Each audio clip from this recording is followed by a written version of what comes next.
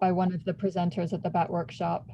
I think otherwise they are as provided. And then there was also some late testimony received, which I forwarded to you last night. So I don't know if anybody did have a chance to look at that, but you'll have that going forward.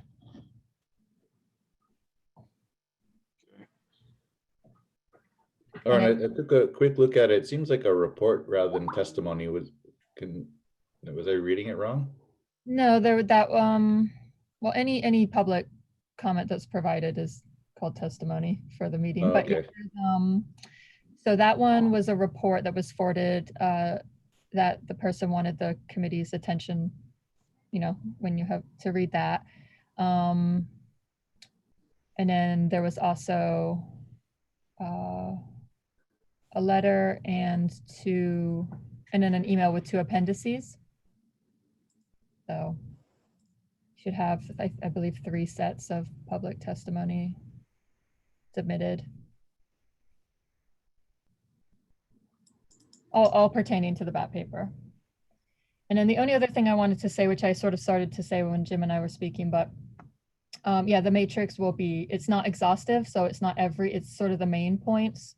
So it's something the staff put together, but if there's more you want into it, we can work on that. And but yeah, I would just encourage you still to look at all the comments that you received in that collated PDF, because those are sort of the main summary points that we put in that document, but it's not exhaustive. So that's all I have, unless there's any questions for staff from the ESRC.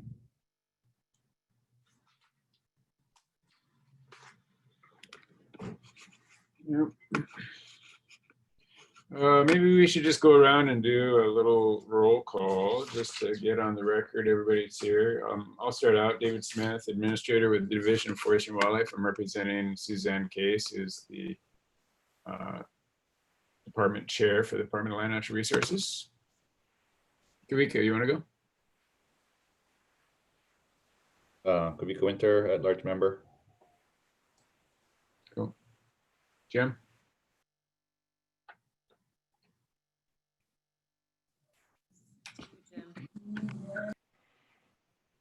We got Gordon here. Okay. Oh, yeah. Was my mic on? I can't remember. Well, you or Gordon are representing. Yep. Okay. And Jim will be the voting member. Okay. Okay. What else we got here? Lauren. Yes, so for staff, we have me, Lauren Taylor, the Habitat Conservation Planning Coordinator, and also Koa Matsuoka, the Habitat Conservation Planning Coordinator Associate, and we'll be moderating the meeting today. And we also have some members of the public we've admitted in now. And so when we get to the public comment sections, we'll be ready to unmute them. So. Okay. Thank you. And I got Loyal. Yes, indeed. Loyal's here. Okay, and then I got a phone number, 9244 number.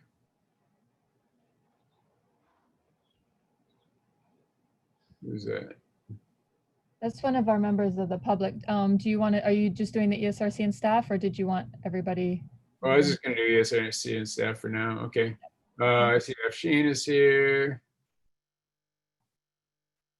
For DOFA. Linda Chow is on. Lisa. I'll just go down the list. I see Matt Stomach is on. Melissa. Michelle Bogardis, Fish and Wildlife Service, and Tom Snetzinger. Full gang. Okay. So I guess the next item was approval of the minutes. Let's start out with the back up. Well, so you said you still had changes to March 5th, huh? Just to March 5th. All the others are as they were submitted. Okay, so March 6th.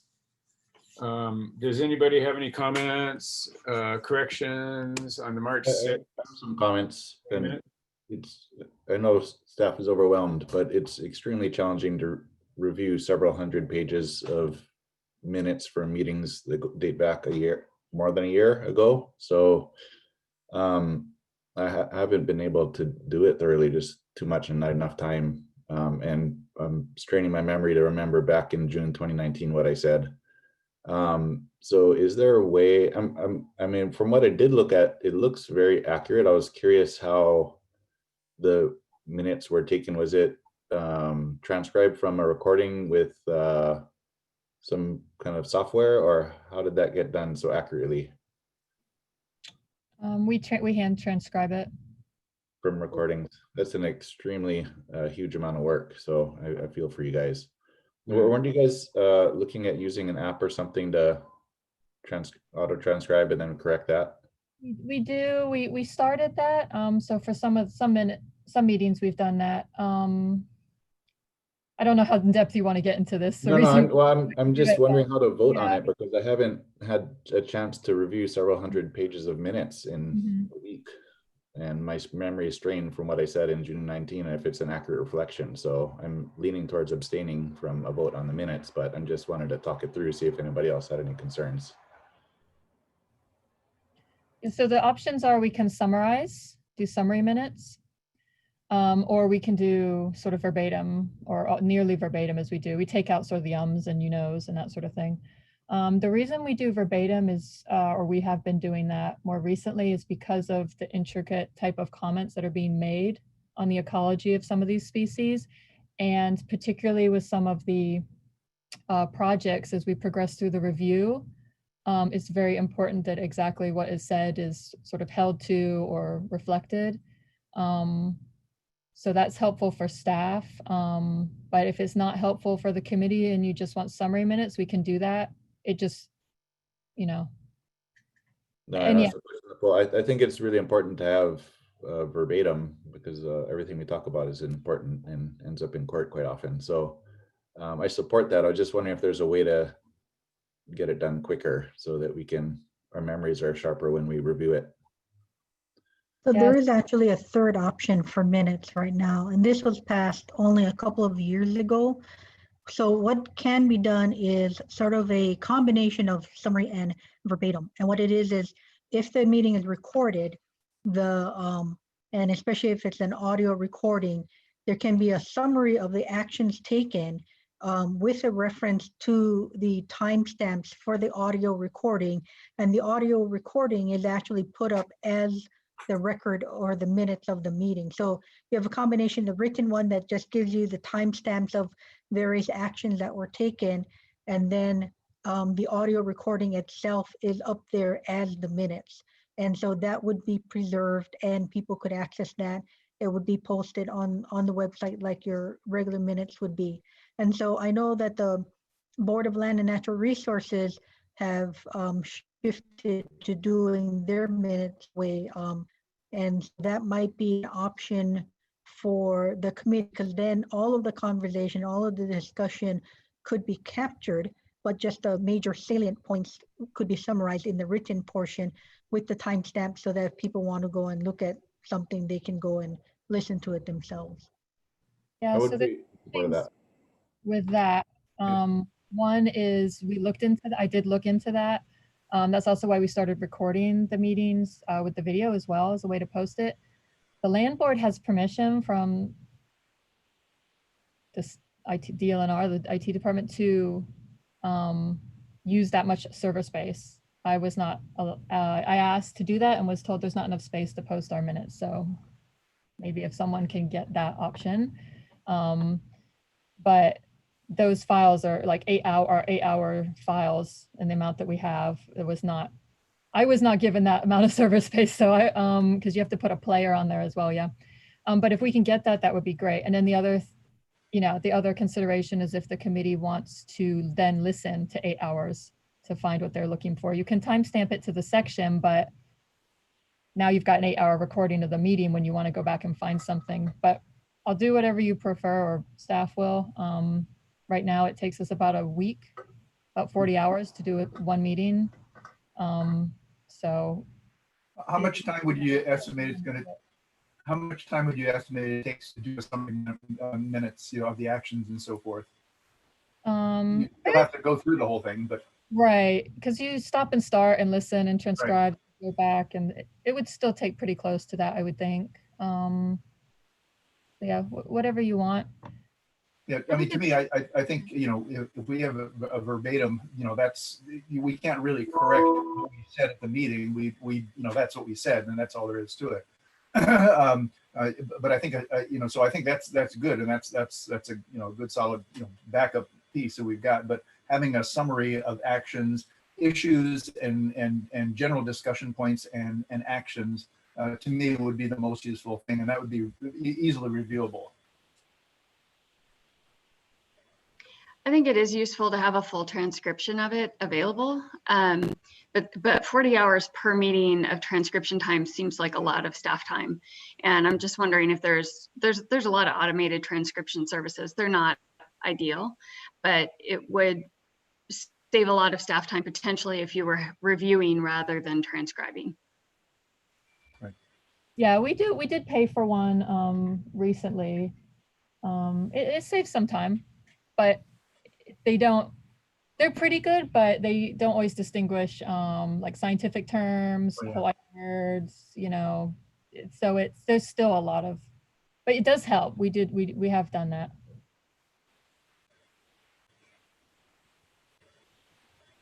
Yeah, I would like to say, sorry, go ahead, Dave.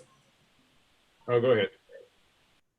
I would like to say that we could continue doing full transcribed meeting minutes, because I think that it is helpful. But there's simply never enough staff to be able to do this. And to be honest, I'd rather have staff working on the development and implementation and compliance monitoring for the HCPs that we've got, rather than spending 40 hours a week working on transcribing a single meeting. Especially long meetings like the BAT workshop. I know that that's longer than a week to put that together. And we rarely go back to them. So I'd be comfortable with using the video or the recording as the official transcription and having summaries of action items coming out of it, with maybe identifying very specific meetings, maybe like that workshop, where we would want a full transcription so that we can refer back to it more easily. So David, if we voted to have that, would that help the DLNR administration make server space available for that to be posted, if that's the hurdle right now?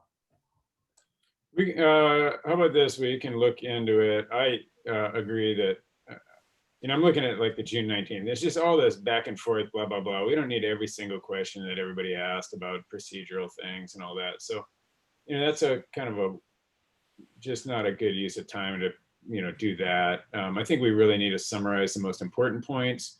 And there may be some combination, like Linda's talking about one combo. I'm even thinking about another combo where maybe some of the stuff is transcribed verbatim if it seems important, and all this back and forth about asking questions and procedural issues and, calling the meeting to order. It doesn't need to be, verbatim. And so how about if I agree to work with staff and we'll try to cut this thing down, because I'm looking at this one, 77 pages for one meeting. Everybody's busy. I'm a few pages in here and nothing important's been said. And so I just think we can cut It's only because you didn't get to my quote yet, David. No, I'm talking about on the June 19th minutes, the first couple pages is just like back and forth, blah, blah, blah, blah, blah, that's like not important.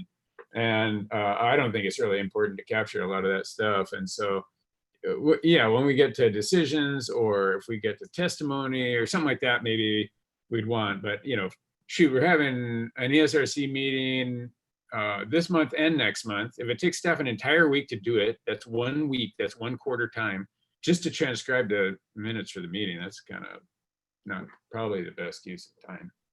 Where I think it would be useful is that we have had cases where, like I remember one of my first meetings, there was a disagreement about what the recommended action was, or what the recommended, what the changes that we expected to see in the next meeting. And So if it was possible to have a more timely way of transcribing those things and those records were sent out so that we had a good record of what, Yeah. what things were told, that seems really critical and really important. So if we can narrow it down to that important stuff, that would be great. Okay, how about Yeah, if and I, go ahead. I would agree. This is Lisa, because I know we have often, we make motions and we kind of demand changes in an HCP on an approval, and capturing that is critical for us to see just because of the length of time.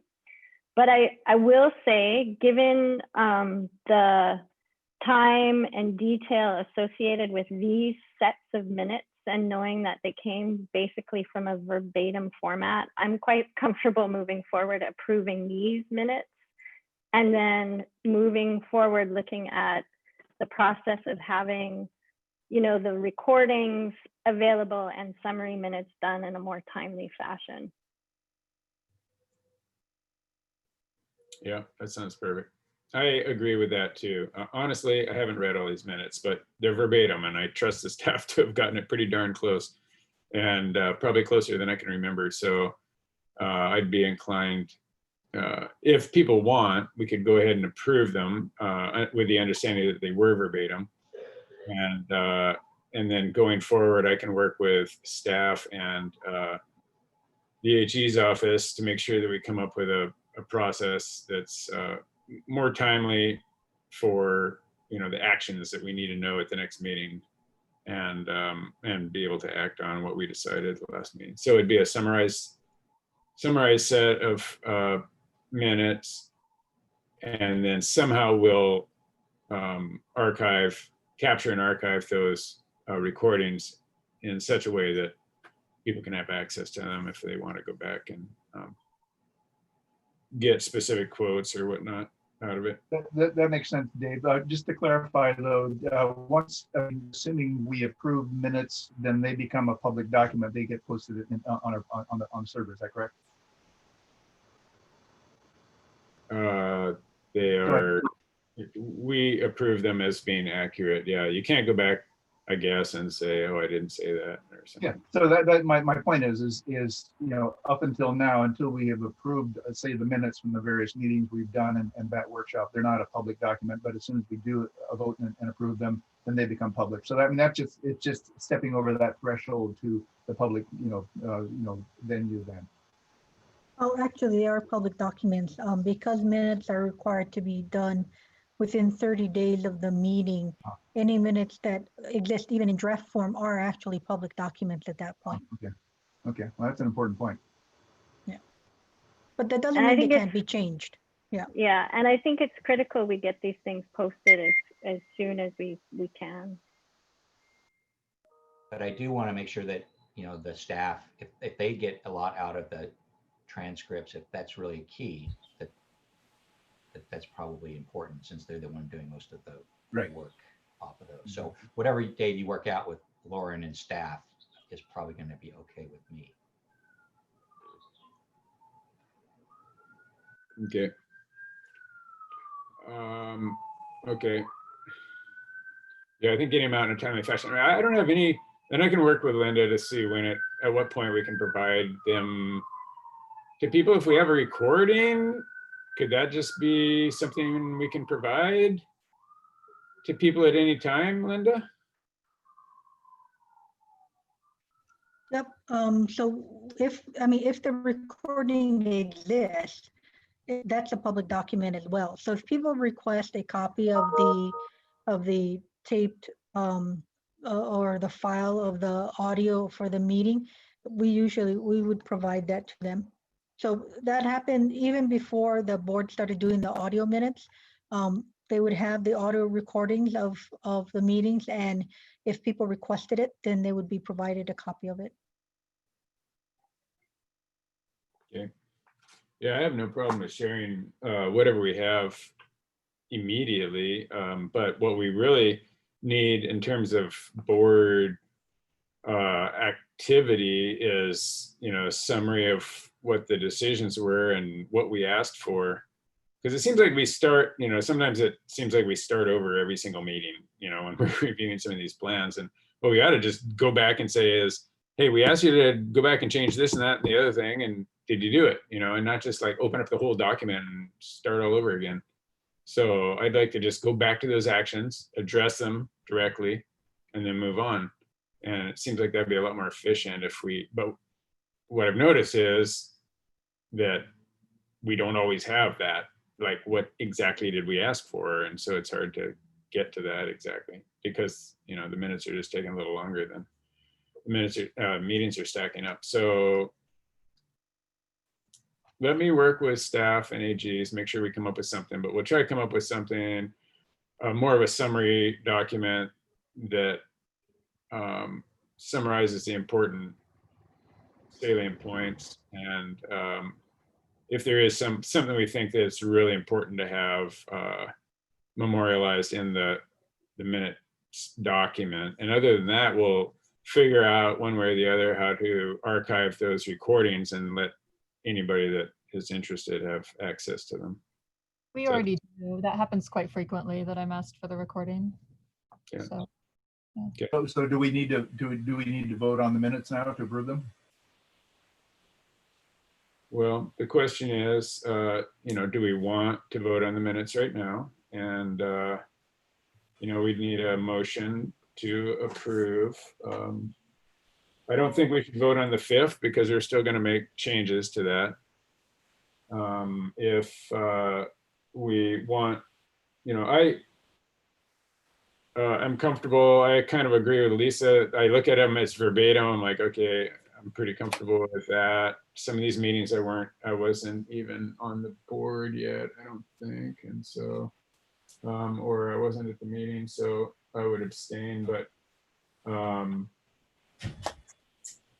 it'd just be a question, what does the group think? Do we want to vote on them individually? Do we want to vote for the whole group? I would leave out March 5th.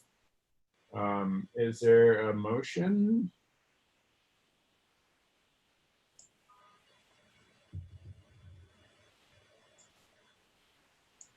I would move to accept the minutes as they are, with the exception of March 5th.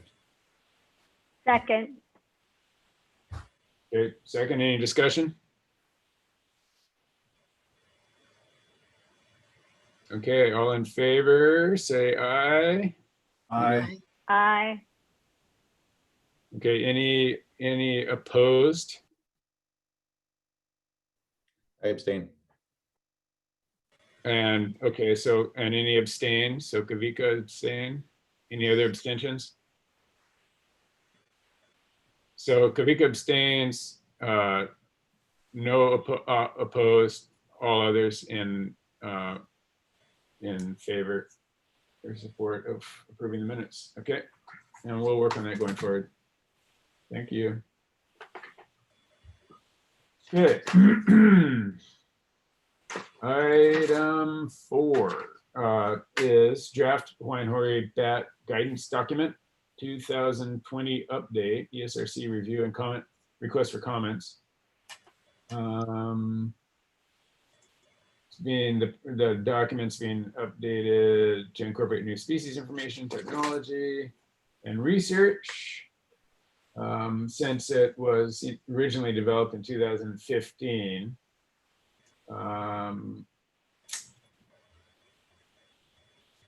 And so we talked about it, we had that BAT workshop, a bunch of information was shared there. This new draft document, and I think we need to, okay, I'm looking at something else. I think we need to really make clear that it is a draft document. I know it's stamped draft all over once you get into it, but the cover says updated January 2020, which I don't know. I think some people are misusing it.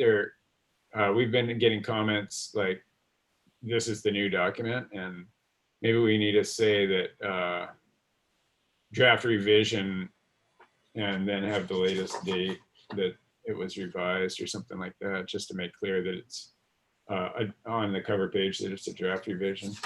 or just stamp draft across or stamp draft across the front page as well. Well, I guess that gets me to the question in terms of what is our timeline for getting to be non-draft and actually, an accepted guidance document. Yeah, we don't really have a process for it necessarily. I mean, I'm a little uncomfortable with this document, quite frankly, because there's so much variability. And so it's, I don't know, the last one, there's a lot of variability. People were able to question the assumptions.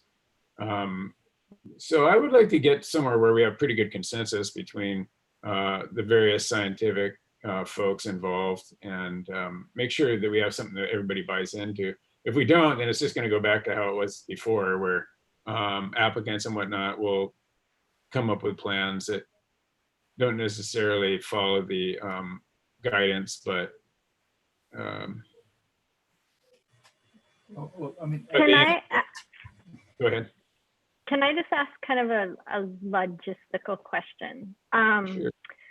So this document is the draft, says January 2020. We had the BAT workshop in March 2020, was my last flight I ever took.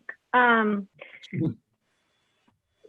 I recall, so has the BAT working group met since the BAT workshop?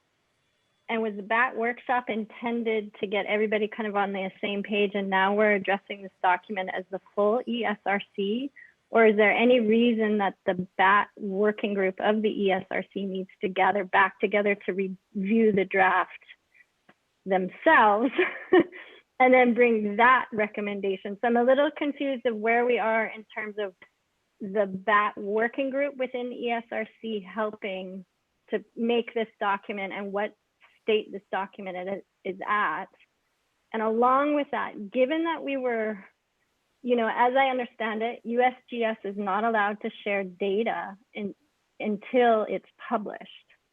And yesterday we were sent a technical document from USGS or UH, whatever, the cooperative unit, that may have significant information in it that would guide this document further. So I just want to make sure I kind of have that timeline clear in my head, so that helps me figure out where we're at. So just jumping off of that, Lisa, that was my question as well. We had brought together the BAT workshop with the intent that that would help inform the direction of this document. But from what I can tell, there's been no revisions to it since the January draft. And I wasn't sure if that was because the BAT subcommittee hadn't met and consolidated what they thought the recommendations or the changes coming out of the BAT workshop, or if they felt like there wasn't any material difference that needed to be incorporated into the working draft as an outcome of the BAT work.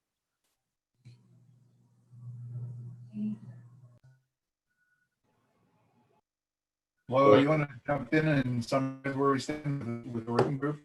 Yeah, Jim, why don't you take it?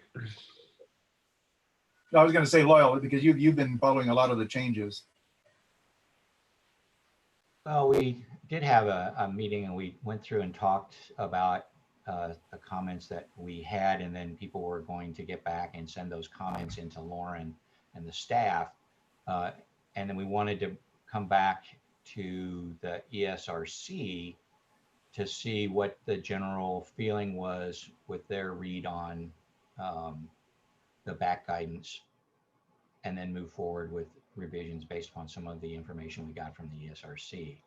Lauren can of course jump in and help my feeble memory at times on that, but so I mean, I went through the comments, and there were some very good comments, and I think there are some things that we need to be looking at changing, particularly around some of the key issues related to monitoring in particular, but some of the cleanup and making it sure, as Dave said, that this is not a rulemaking document that's currently draft. And those seem to be the two biggest things that I took away from the comments was, aside from, some people saying, oh, well, you need to throw this reference in or add this reference. Those things should be relatively routine to add. I don't think there's a problem with that. But that was my take on it, was that we wanted to get back here and go through some stuff with the ESRC to see whether you're thinking things are along the right line, so to speak, of where we're going. But I appreciate if somebody else like Lauren was on that, and I think Jim was too, if you wanted to jump in on that. Yeah, I mean, we did go through the document, the draft document, the January 2020 document, and we did, you know, look at all the different sections, and, you know, in the subcommittee, or the task force, I should call it.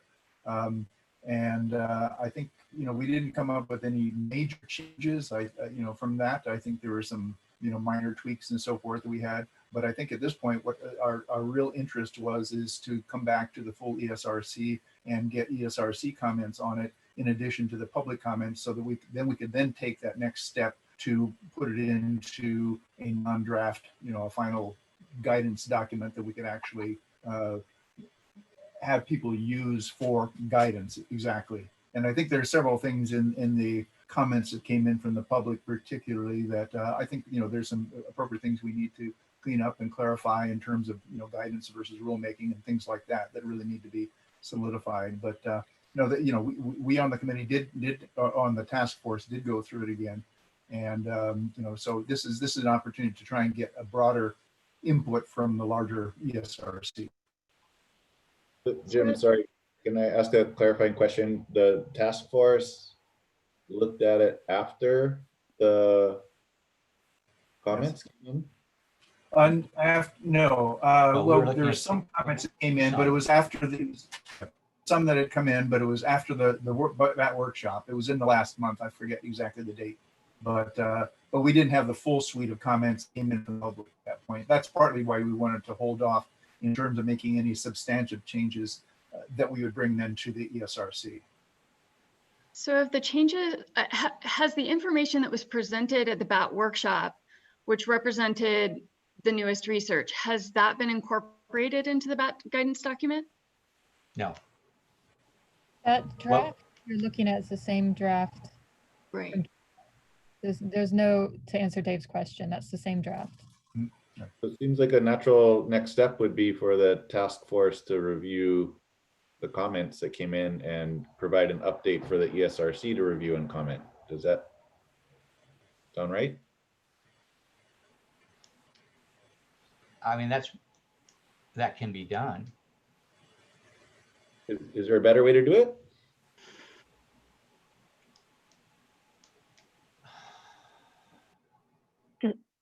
So just I don't actually, know. one more clarification, just to make sure so this January document does not include the March 2020 BAT workshop information. Correct. Okay. For me, I feel, I recognize there's likely some areas of comment that the full ESRC may be able to take into consideration, but I kind of feel like until that March information is integrated in, it's challenging if we're going to make changes based on that information as well. But I don't have a solid sense of just what the scope of that is. I don't know if it's helpful, but we summarized the some of the major points that were pertinent to those first 4 sections that were presented at the BAT workshop in that comment matrix. So when you have a chance to look at that we sort of did that. We took all the public comments, what sections they pertain to, organized it by section, you know, and then organized the key takeaways from the BAT workshop by section too. So you could work through the document and say which ones did you feel were important to include or not, or make comments on that, or we can take it away and the BAT task force can do that. Dave, you as you introduced this topic a few minutes ago, mentioned that there's quite a bit of variability within the document. Are you saying that different parts are inconsistent with each other? Are you saying that it presents the range of best information available at the time the document was updated. So there's a natural set of variation that's going to exist because of the state of the knowledge, where it was collected. There's different situations on different islands, all of that. So that's natural variation, and I would actually want that to be present in the document, right? Here's the range of expected values on this thing, or a range of recommendations or something. But when you said variability and that you want to reduce variability in the document, what was the context of that? No, I did not say I wanted to reduce variability in the document. Okay.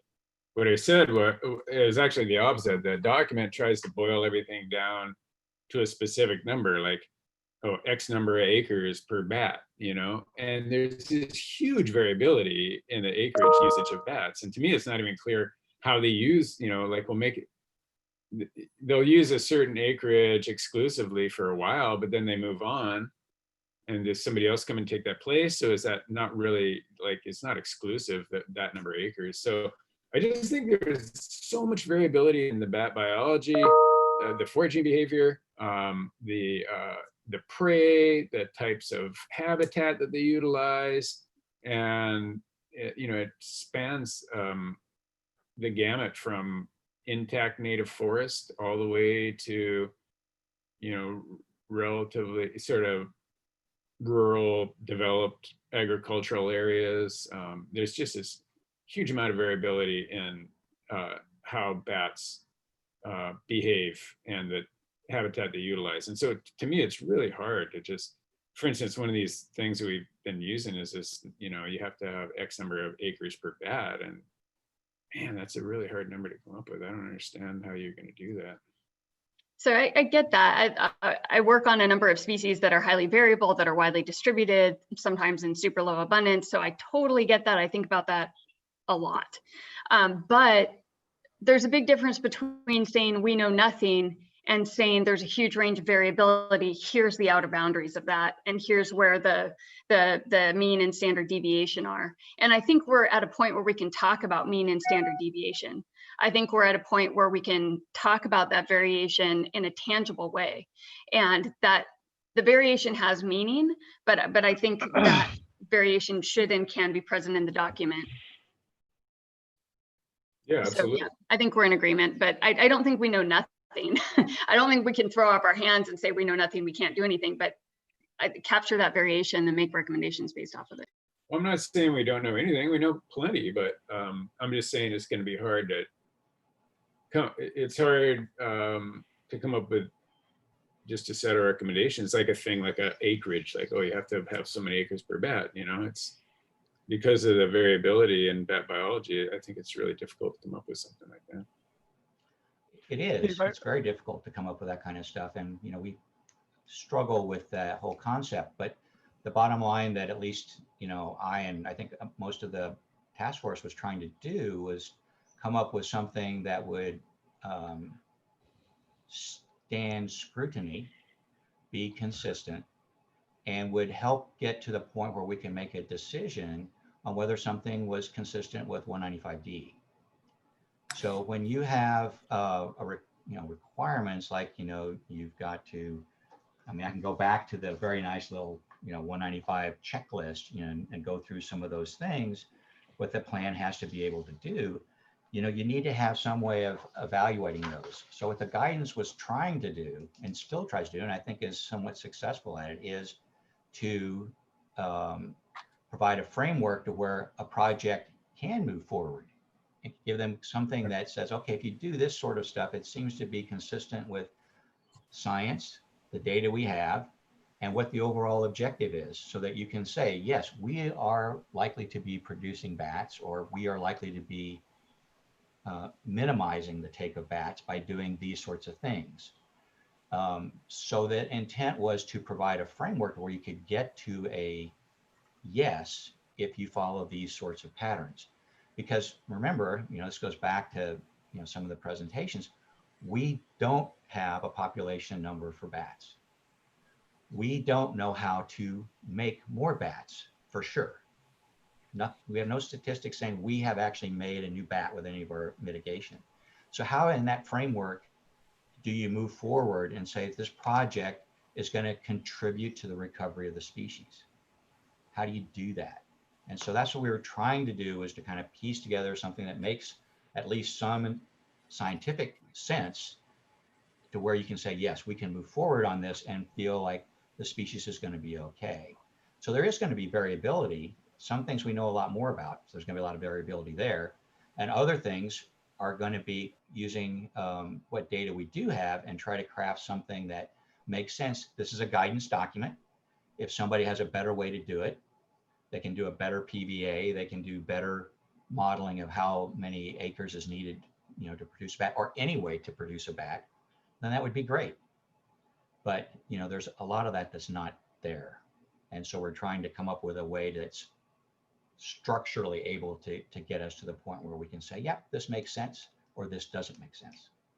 If I could just add on is, I mean, you know, the whole reason the SRC exists is to evaluate the biological aspects of HCPs and safe harbors.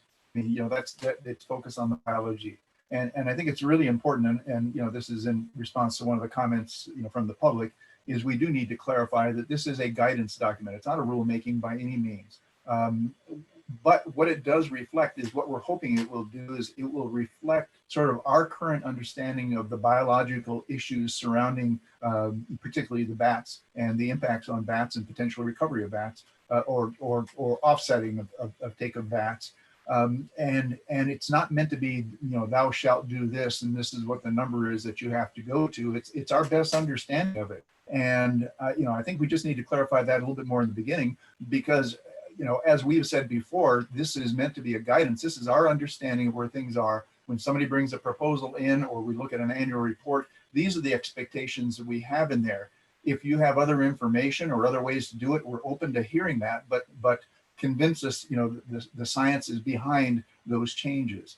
And so I think that's the point. And I think it is an extremely important document, and the fact that it does have variability emphasizes the need that we need to have more information too, and we need to gather that, you know, both through additional research projects as well as information gathered from the various projects and the response that we get. So, you know, I think it is a crucial thing, but it's not a rulemaking thing, and it's not a you know, this is a specific number of acres that you need to have. This is our best understanding, but to show us if there's something different, you know, please present that. But this is what we expect to see in the proposals and in the annual reports.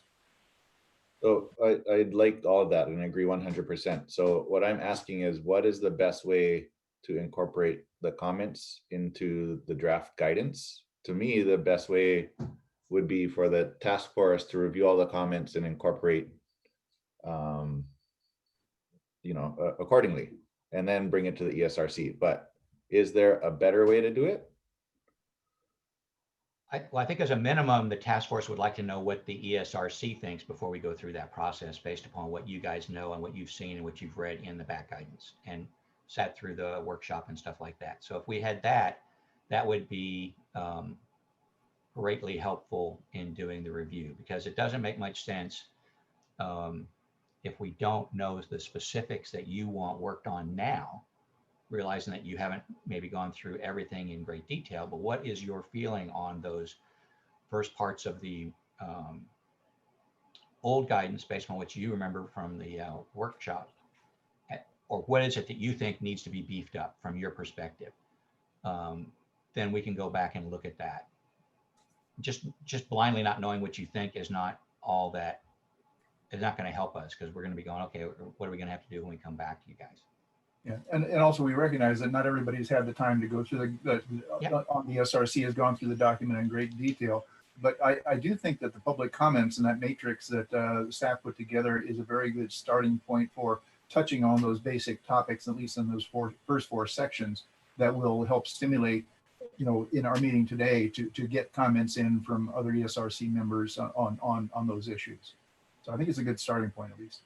But even if we don't go over the public comments today, if we find out what you guys feel, then that's going to be helpful for us to do a revision. So would it be helpful to go through the thing that Lauren and Co-op put together, the table, and review it that way? Is that where you guys are? Would that be a good way to approach it? I think it's a I good would- starting point. And I would ask Lauren what she thinks would be better.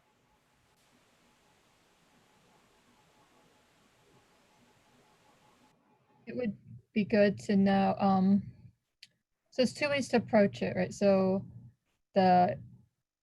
you can go through as a committee today as a collective voice and go through the public comments and the main points from the workshop and anything additional that you have, and request, as we go down, which things you think should be incorporated, or have your discussion about those points.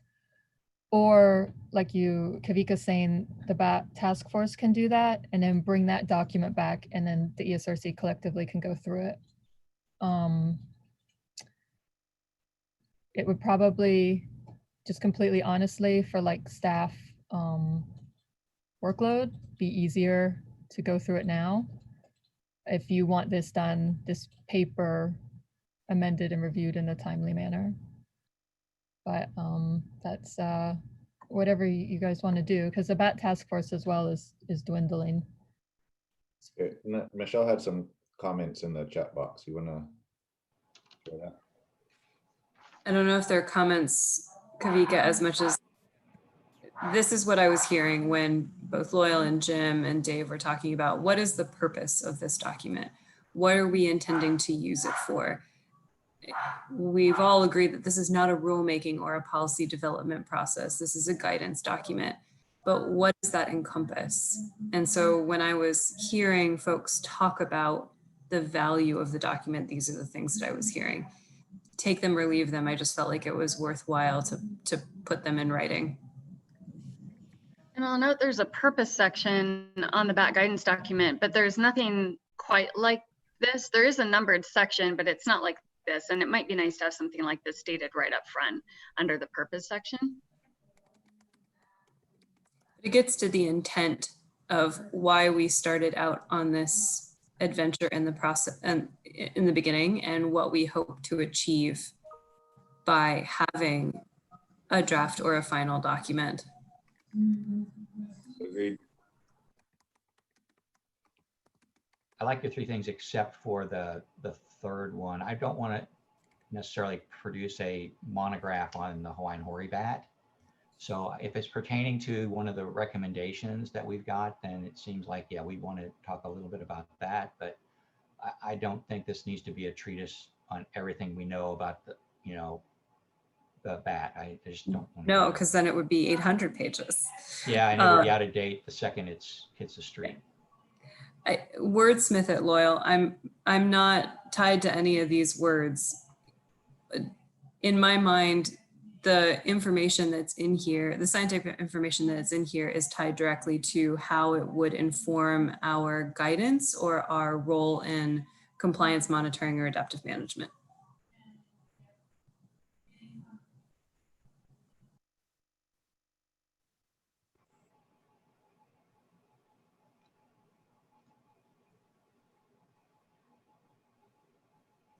Lauren, I don't even know if I'm allowed to use the chat for a public meeting. I apologize if I went beyond the bounds. And I hopefully it's seen, but Fine. we're recording the meeting, so it will be provided as part of the minutes. Yeah, it seems like an awful big task to just throw out to the ESRC to do this. It seems like the BAT, it would be more a job for a select group, like the BAT working group, to go through. I'd like to see it be sort of a summary and or be able to reference the best known science, the best things we know about minimization, monitoring, mitigation, and adaptive management. Anything we've learned, if there's any documents that we could reference to, it wouldn't all necessarily have to be, it could be cited in the document without having, or you could put it as appendices or something like that, but more of a document that, and it could be updated on a regular basis. If new papers come in, those could be added. But rather than making specific recommendations about how to do monitoring, how to do mitigation exactly, I'd rather reference what we consider to be the best available science on the different components of an HCP.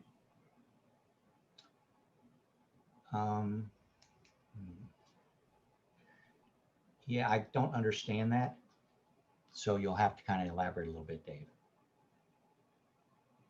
I just think it's hard for us to make specific recommendations, and I didn't think the last one I really made things any easier. So if it doesn't make things any easier, I don't know why we should even have a document. You know, it should be something that helps us, helps everybody streamline the process. Well, I think part of the problem is before we had the first one, we were just getting a shotgun of different issues and ideas and approaches and so forth that were coming in from the different projects, and we had no way of really having any kind of consistency across it. And the intention of the first document, and as well as this one here, is to provide at least a consistent picture of our current thinking in terms of issues such as monitoring, how to go about that. We don't want anybody to, we feel that, evidence of absence is how we should be doing the calculations. We feel that this kind of monitoring is what seems to be working the best in our expectations in terms of getting the information necessary to be able to evaluate the projects. And so I think having those kinds of specifics is useful, but again, it's not that this is the only way to do it. This is just our understanding in terms of the best way and to ensure consistency across the different projects. If there is another way, we on the SRC are open to hearing about that, and possibly that's going to be a reason to modify if needed. But again, it's really is to try and come up with this more consistent framework in terms of how projects are both conceptualized, planned, and implemented. And I think that's a really important piece for that consistency. And as a non-BAT task force ESRC member, I found the guidance document really important to have, because as we were presented with ideas and HCPs that maybe didn't quite fit within the guidance, it helped inform me how we might find out more about what was being proposed or ask more critical questions. Because without a guidance or a summary document, like I think it would be a disservice. And I really appreciate the hard work that the BAT task force has been doing to try and put this stuff together. So, I mean, I brought mine in a binder to every single meeting and have notes from multiple meetings all over the 2015 version. So I think updating it, I think there's been a lot of good stuff happen in those last 5 years. And so I think it would be good to have that integrated into it for us and the permittees and the public. Yeah, and just to jump on our earlier discussion about minutes and Kavika's comments in terms of, that was, some time ago, and I can't remember all that, is having some of this consolidated into a guidance document, I think is really important, because otherwise, we're all sort of stretching our memories to remember what was said at the workshop, what was said at the first workshop, what was said at the, that other meeting and so forth. And this at least puts it in a place that we can at least come back and reference and change, modify if necessary, but at least we have something that we can resculpt. It's also just hard to keep up with the newest research, as well as to have the previous understanding in mind and know how things have changed. You need a summary document like this. And I heard the permittees requesting something like this, saying, well, how are we supposed to know how you're going to evaluate our requests? Well, this is to provide transparency so that the best available science, the published reports, all of the information that we have available to us is now available to you. And if you have new information available, by all means, bring it to our attention. We'll add it to the document so we have the full spread of information available to everyone. And so it's really to increase transparency, which I thought I heard people asking for. Not to set in stone what we do, but to say, here's the best available information we have. So. Right, exactly. Yeah, and we do want to do something, because we don't want to say every time somebody brings an HCP in, it's a wrong colored rock. Go back and bring us another one. You want to give them some guidance so that they don't beat their head up against a wall unnecessarily. I mean, they probably feel like they have to beat it up the wall, their head up against the wall enough as it is. but that makes sense. And if you look at the workshop, which was really quite good, I mean, one of the things that came in with the workshop that I thought was important was we really do need to look at the distance that we're doing the take monitoring, post-construction take monitoring, and look at whether we're going out far enough based upon some of the comments from the presenters and other studies. So that's something that we do need to take a look at. And we do need to take a look at based upon the public comments, for example, on what really our long-term monitoring goals are going to be, and think a little bit harder about that and how we can come up with something that makes sense both at the site level and at the island level. So there are things that we need to work on. But it is helpful even today, you know, the discussion that we're having with Dave and with others as to what are things that they think, you know, the BAT task force should be looking at.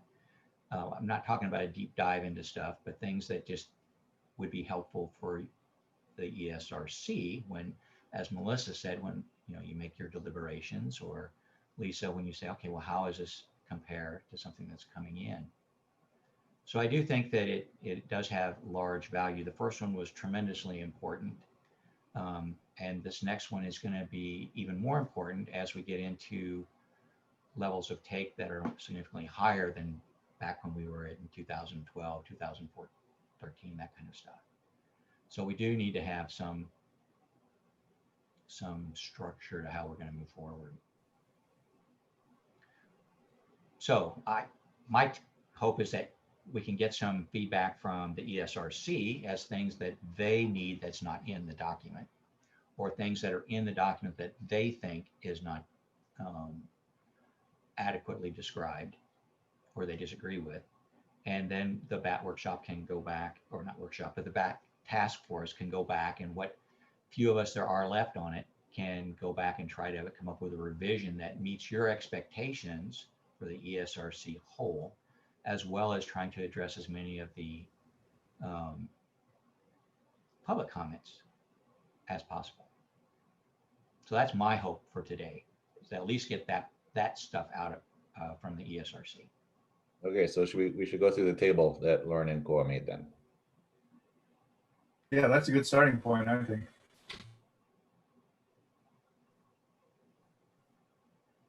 Yeah, one thing I'd like to throw on the table too that I'd like to see is what do we think we would like to know overall, just to understand what's going on with bats. So what's happening at a population level overall and by island, and even locally, like how are different local populations responding to perturbations such as take from windmills and whatnot. So I'd really like to know, for instance, island by island, what's going on and what do we think we would like to see overall set up. So a monitoring program that would monitor, say, bat distribution and abundance on Oahu. And I know that, you know, applicants for take applicants aren't going to have to do that globally, but I've been talking to some mitigation banking people and looking into some of the mitigation banking concepts. And ultimately, I'd like to see set up a island-wide, say, monitoring program that would give us a pretty good idea what's going on with bats on any particular island. And then people could maybe come in, if applicants are coming in for a permit for take, they could buy shares in that system, you know, but it'd be an overall shared system rather than having all these fragmented systems all over the place with different methodologies perhaps, or, you know, ultimately a document like this would get everybody using at least maybe the same system or a similar system. But if we could set up a system that was consistent and told us what we wanted to know island wide, and that people could come in and buy shares of that, I think you'd get some cost effectiveness out of that. And then I'm hoping that the government can help to come in and get some of that kind of stuff going, because we have responsibilities too, you know, as regulators and managers. And so if we could help to set up some of these programs, another one would be ultimately if we could have some kind of mitigation bank. Like one of the things that makes me uncomfortable with a lot of these mitigation programs is, you know, the payoff is so far down the line, and you really don't know what's going to happen. And if, you know, say the government were to come in and start to bankroll some mitigation programs, so we could start to actually show animals, you know, like carbon, you know, certification. It's like you already have animals in the bank that you could buy, and that could be rolled into the system, a big system that would be working on an island-wide basis. That would give me a little more confidence that what you're permitting is actually being mitigated for. And so I would really like to look at these bigger systems. And then again, same thing with mitigation or mitigation banking. People could come in and buy their shares, buy their bats or whatever, you know, because I know at one point, it seemed like the regulators were pretty comfortable at one point, like putting $1 per head on a bat, $50,000 per bat. You know, you give us 50,000 bucks, we'll go out and do good work, and we can give you your permit.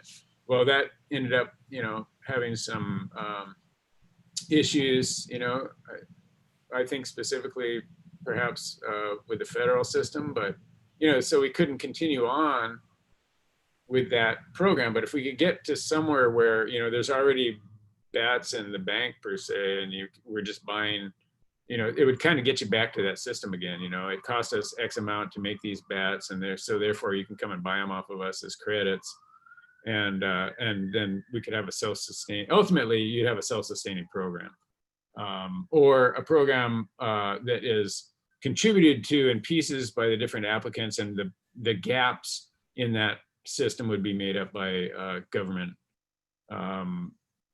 you know, investment. And so anyway, that's Okay. Go ahead. Almost like a administrative rule change or legislative action. What are you hoping that the BAT guidance document could contribute in that realm specifically? No, it wouldn't be a rule change. It would, I mean, the BAT guidance document would lay out what that system would look like in a perfect world. And maybe that's an overreach for this particular document. I don't know, but that's where I would like to get ultimately, is to understand what's going on the whole island. Otherwise, these projects start to bump up against each other, right? You have take here, you have mitigation there, you have mitigation all over the place, you have take scattered around.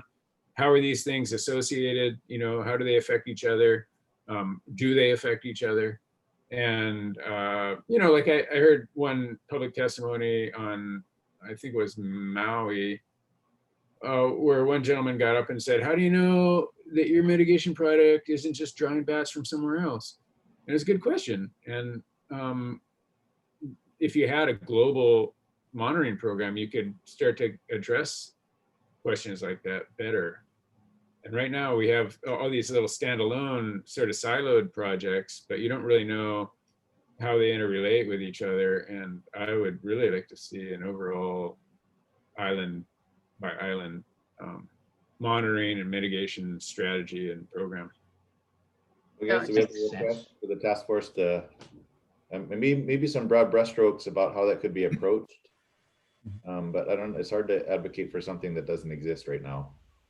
So, I mean, I would agree, and it does mention it, but I think that'll be for maybe the third or fourth iteration down the road, because you know, I've talked about that with DOFA staff, and you know, I think that more legislation would be needed in order to stand up something like a mitigation bank, just because there really is no authority for it other than it being mentioned once in the statute. So I think a little bit more statutory authority for that would be required, and then, you know, some rulemaking, and, you know, and then figuring out what the plan is. But I think it's, you know, not a bad direction to go in, but I don't think it would be in this document in particular. Jim and Michelle, I know you guys had comments earlier, and then after you guys, I have a comment as well. Go, Michelle. So I just want to weigh in a little bit about this in lieu fee and conservation banking scenario. For those of you who've been on the committee for a long period of time, you know that the service had gone down the road of attempting to do what could have been an in lieu fee program for bats, I want to say about 4 years ago. We have looked into the possibility of in lieu fee. We have looked into conservation banking. We've talked to a bunch of different conservation banking managers. Dave, I have plenty of notes and I'd like to get together with you on the conversations that you've been having in case there's anything that we can share with each other that would help. There's no question that having a conservation bank that provides a larger strategy for the species is in the species' best interest. But Hawaii has several unique circumstances that make it complicated. One is the high cost of land. Two is that both on the DOFA side and on the Fish and Wildlife Service side, we've continued to try and do it in a way that allows the mitigation to occur on the island and where the take is occurring, which means that having a single mitigation bank, for example, on Maui, doesn't necessarily address the take impacts that would occur on Big Island or another island. And thirdly, we simply have had a lack of appropriate entities to actually do a mitigation bank or an in lieu fee program in the islands. That doesn't mean that there couldn't be in the future, but you can't have a mitigation bank and sell credits until the biological benefit has already been realized. And so one of the challenges is they would have to actually start the bank, develop the project, implement the project, track the benefits, the biological benefits of the project, have those credits then to sell.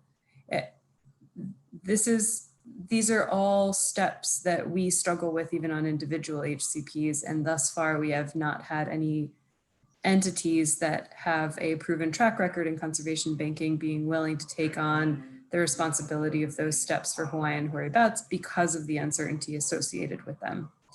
So I'm not saying it can't be done. And I'm also not saying that it wouldn't be to a benefit of Hawaiian hoary bats or other species in the islands, because I do think that there is a role for in lieu fee programs and conservation banking here. But it's not a short-term solution to the struggles that we are having with bats. So the goal needs to be, how do we bridge the gap? And then how do we continue conversations with possibilities for conservation banking or in lieu fee programs in the short term, so that that is an eventual option for us in the long term. Just my 2 cents. No, I agreed. Yeah, Jim, I'm not is saying, your- oh, sorry. yeah, I'm not saying it's easy. Yeah, no, I know that that's, yeah. I didn't hear that. I didn't hear you saying it was easy, Dave. I heard you saying that you wanted those conversations to continue, and I agree with you on that. But I want to be clear with all of us, and I want to be clear with the public that this is not a short-term solution for us. No, agreed. Jim, you had a comment?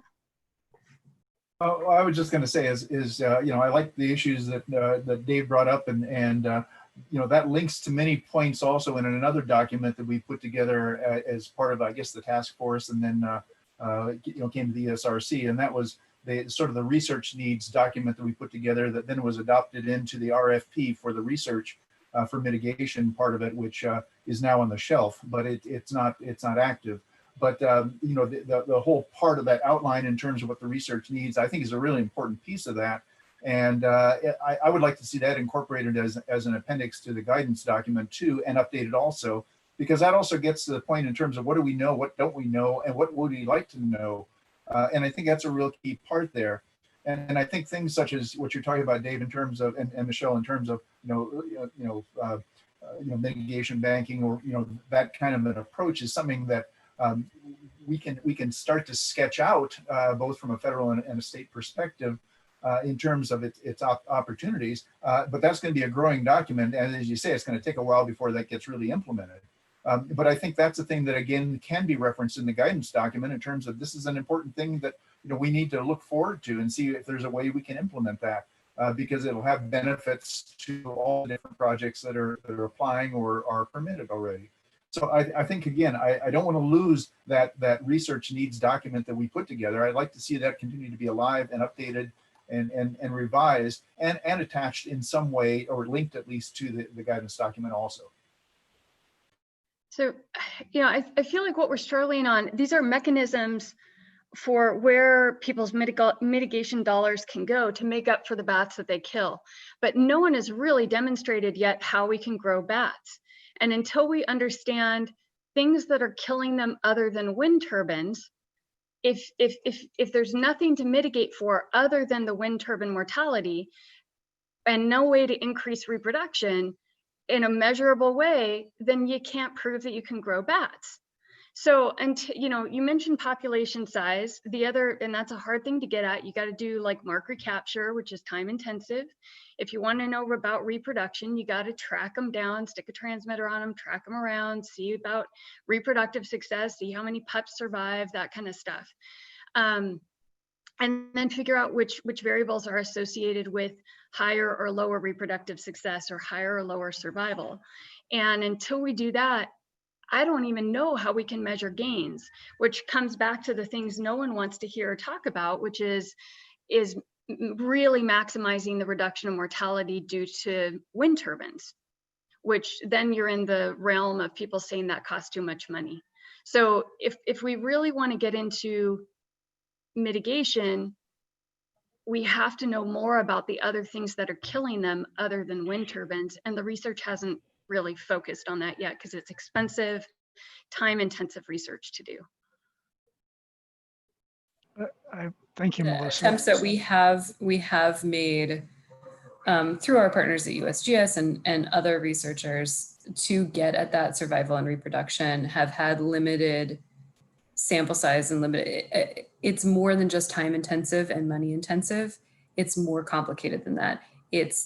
We don't always have the technology or the ability to get our hands on enough bats to get at the level of information that we would need to make assumptions about survival or educated analysis of survival and reproduction associated with the information that we're getting from those. Well, we have the technology. We have VHF transmitters. They're getting smaller and lighter every year. They're really hard to catch. We can't get over that. They're super hard to catch and find. It's any low abundant species that's an issue with, but the technology does exist to put a transmitter on them and chase them around. Yeah. And I will gladly defer to you and Jim and Loyal on components.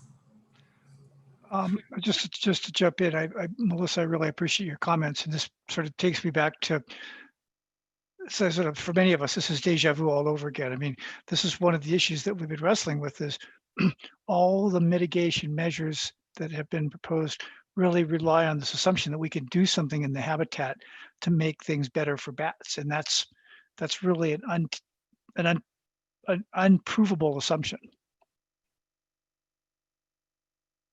Well, I don't know if it's unprovable, but it's certainly not been proved.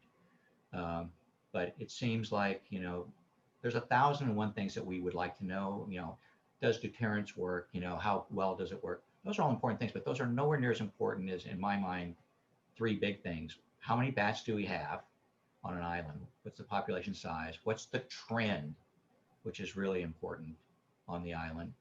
And then how do we increase the number of bats? You can do that either by understanding what the mortality is and then finding some way to reduce that mortality, or you can try to figure out how to create habitat and grow bats that way. You know, but you got to be able to know either the population size, the trend, and then how to grow bats. Otherwise, you're always going to be in this conundrum: is at what point do we say we don't know, but we think this is too much take?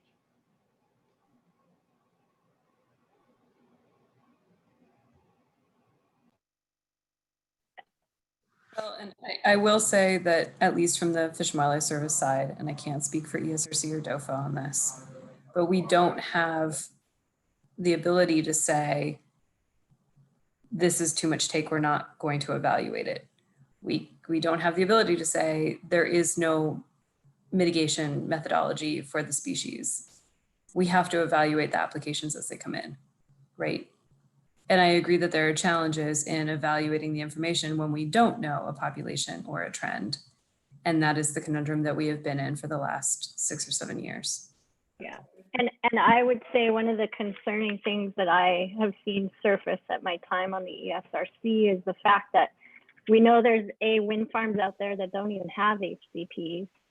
And secondly, when take happens, and we're gonna make the assumption take, like for me, I would rather be able to look backwards at take, because I feel like if there is take when there isn't an HCP or a permit in place, you know, time zero starts at when the HCP is in place. So all those bats that were taken prior to that don't even count for anything.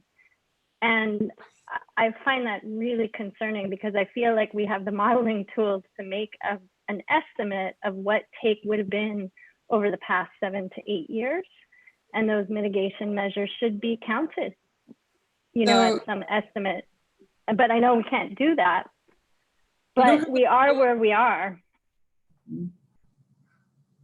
We don't have the legal authority to, Lisa. It's not in either 195D or federal ESA to retroactively mitigate for take or retroactive permit take that has already occurred. It has to start at the beginning of the HCP. But what that take does is it contributes to a reduction in the baseline condition of the species at the point where the HCP is approved, which then in many ways increases the mitigation obligation of all the take that would occur later, because it's harder to reach the biological benefit that you would for all the take that occurs in the future. This is borne out really, really well in some of the mitigation plans for water birds and seabirds, because if you have a reduced baseline at the start of the HCP, it's harder for you to reach your biological benefits during the term of your HCP. It's not as easily documented in bats because, again, same thing, we're struggling with even counting the bats that we're creating through the mitigation projects to begin with, let alone sort of what the difference would be in doing that versus if there was not such a reduced baseline at the beginning, because we don't know what the baseline is. In theory, though, killing an endangered species before permit issuance does have implications for the long-term mitigation plans, even though we can't retroactively permit that take. I explained that really poorly. I don't know if Loyal, you want to take a stab at explaining that better, but we're going to see it. We as a committee are going to see it more in the seabird cases that are coming up.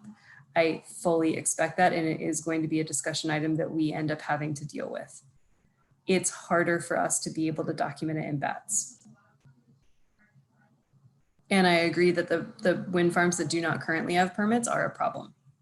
Yeah, and I would say, given, you know, the kinds of recommendations coming out from the bat guidance, say, for example, using canine survey methods, you know, it would be helpful to know that, you know, everyone is kind of using that as a standard. So I appreciate those kinds of recommendations coming from the bat guidance document too.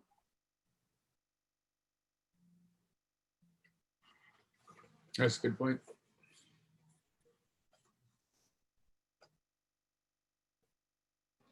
So, more things that we need to do on the bat task force. Can we get more recruits? Yeah. Well, so I have a question, just to be disruptive as usual. What if we were monitoring on an island and we found out that the populations were widespread and apparently stable? That would be great news. Helpful. That's helpful. It tells you a lot, you know, if you can show that. That's good news. What it does, it kind of sets you at least in a situation where you have a fighting chance to be dealing with not just maybe offsetting take. Well, if it's increasing, then you would be able to have at least some sort of buffer to have some level of take without necessarily hurting the population.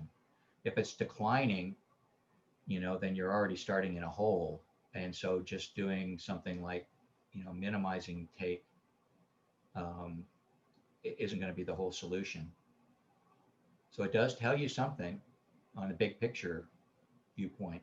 It doesn't tell you the population size, which tells you the magnitude of the take that you would be able to accomplish, unless you had very precise monitoring that you could actually see a decline start, in which case, you know, that would be good. But that's a lot of monitoring to be able to show that.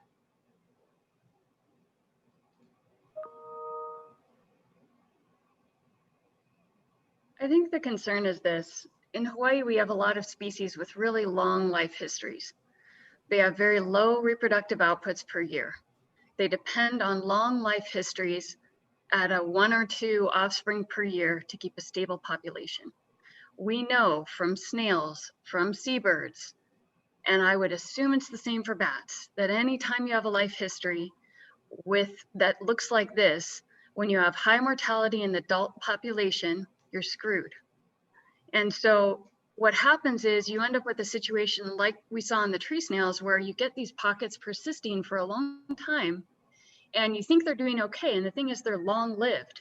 So those few individuals that are surviving give you the impression that you still have stuff around. But the survival, if the survival of the offspring is not good, and the recruitment into the population is not good, and you have tanking overall, high mortality in the adult population, you're not replacing them at an adequate rate to keep up. And so we've seen it in species after species across the islands. We know the trend of if there's high mortality in this type of life history, you can't sustain the population over time. So theoretically, if the main cause of mortality is wind turbines, the more wind turbines you get, the higher the impact on the adult population. And until we can prove that we know how to mitigate for them elsewhere, all we can do is minimize the take from mortality. So this sentiment that, we don't know enough to know what to do, I understand where it's coming from. I understand the challenges and limitations, but we know the life history of this species, and we've seen it in enough other species to know where this goes 50 years from now. Sorry to change the subject. I just want to interject. Linda, do you want to stop using the chat? We have some people in the public who are watching it who can see it and are commenting on the chat. Are you saying you know someone who can't see it who's watching YouTube? Yep, one of my fellow deputy AGs. So the recommendation is that you stop using the chat function, because anything that is a discussion between the board members should be done in public, and with the public being able to watch it. So if you have a comment, please just say it to the general meeting rather than putting it in the chat box. Thank you. Okay, and we'll make sure that what has posted will be captured in the minutes.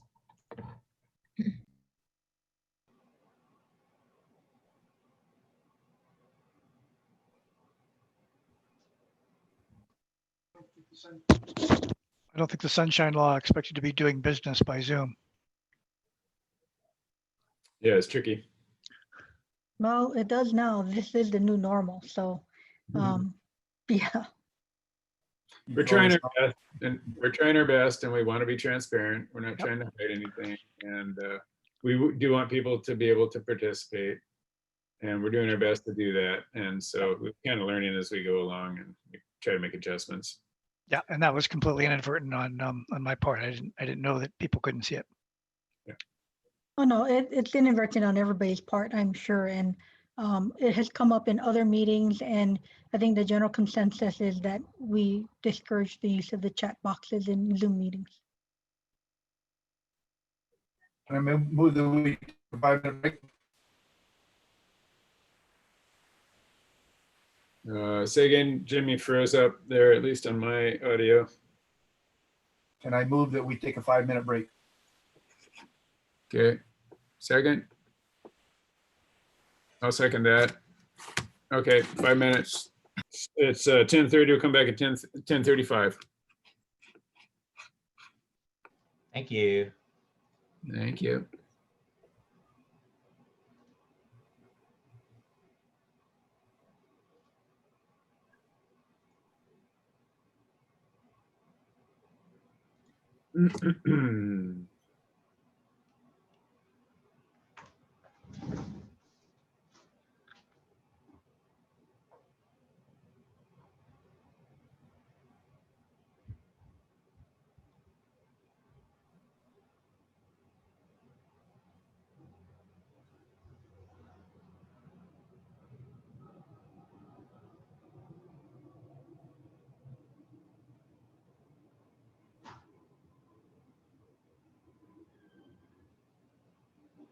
We're gonna try to copy and paste the chat into the YouTube. See if that works.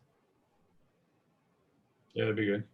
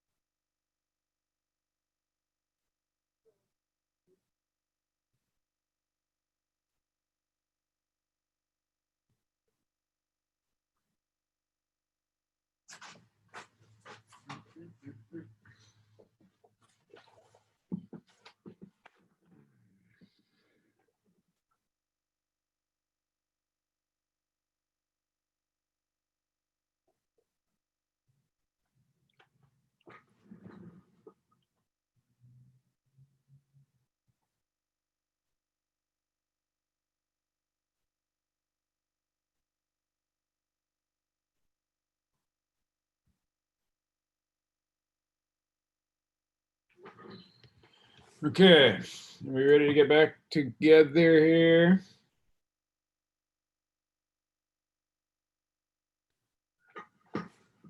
Mm-mm-mm. 10:37. So I think to move forward on the meeting,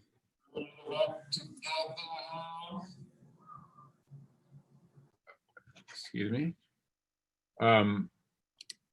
What I'm thinking is maybe we should, just to frame up the rest of the meeting, I'm thinking that we should run through the comments on the matrix, have staff lead us through that, maybe take 1 hour at the most, run through those comments. And then after that, we'll open it up to public comments. And then, and then we can hand all of that back to the BAT working group to make revisions. Does that sound like a reasonable plan?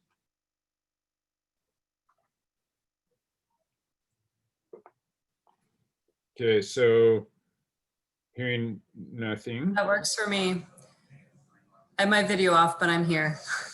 I Okay, was nodding. let's do this. We'll hand it over to staff and Lauren and Koa, and they can lead us through this. We'll plan to wrap up the matrix discussion by, it's currently 10:40, so we'll by 11:40 we'll be done with that, and then we can open it up to public comments. And then we'll take a break at some point, perhaps, unless you just want to motor through. Up to y'all. We can make that decision. So does that sound good? Does that sound like a plan going forward? Yeah, I was hoping to have a lunch break. I have a 12 o'clock meeting I need to attend, so. Okay. Yeah, we will definitely, we'll do a lunch break at least by 12, if not before.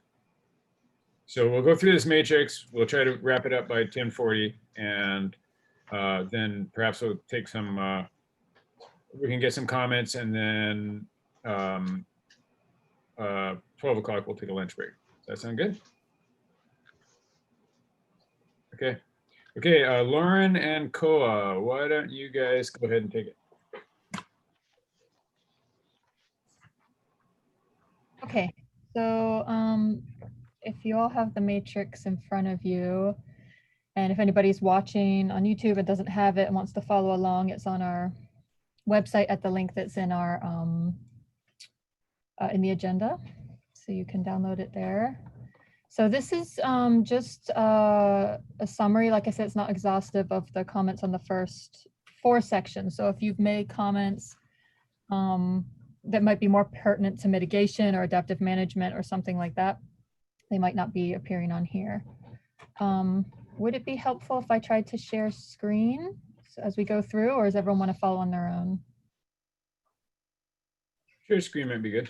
Okay. I think I need the permissions, Koa. The presenter permissions.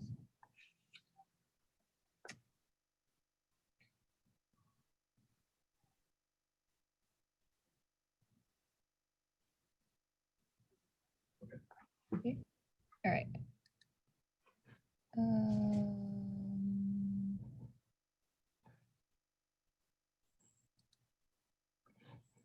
Here we go. Okay, everyone can see that? Assume that's can. it. Hearing no objection. All right, so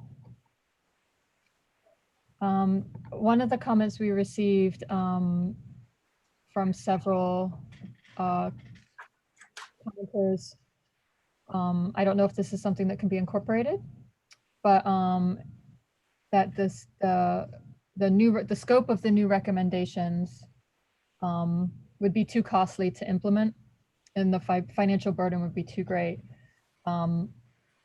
for the existing wind energy projects, but would also deter investment of new wind energy products in the islands, and would also increase the cost of power for state residents. So I'm just going to pause after each comment, let you, if you want to deliberate, or if you want to say yes, no, include, or. I want to comment on that. The ESRC focuses fully on the biological aspects of HCPs and safe harbors, and this should be brought up with the BLNR, so it's not in our Kuleana.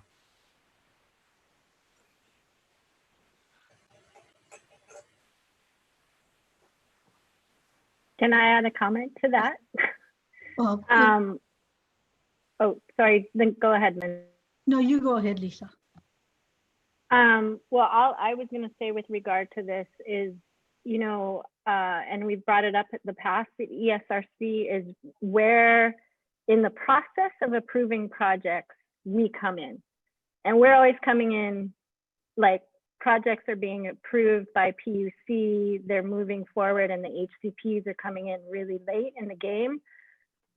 So with regard to this kind of comment, I would rather understand the PUC approval process a little more and have timely involvement of ESRC recommendations way earlier in the process, so that this doesn't surface as much.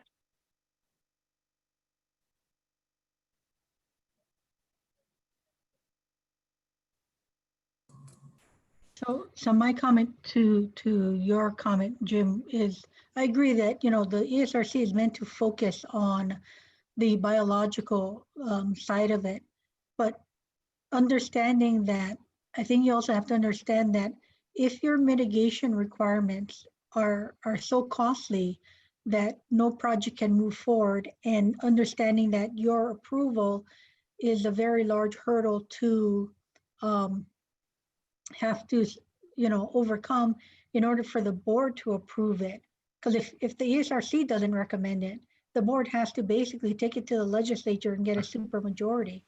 So it becomes very, very difficult at that point to do it. And so I think some practicality, I mean, if you set mitigation goals so high that nobody can achieve it, then are you really, you know, serving the best interest of you know, of the species, or providing the best advice to the DLNR? No, I understand. At the same time, I think it's important that we don't attempt to compromise the biological goals that we're trying to get, because of this fact, because we're not experts in terms of the economics and so forth, and that's not what we're supposed to do. But being aware of that issue, I think, is very important. I have no qualms about that. But again, I don't think that should lead to us compromising, what we think the needs are.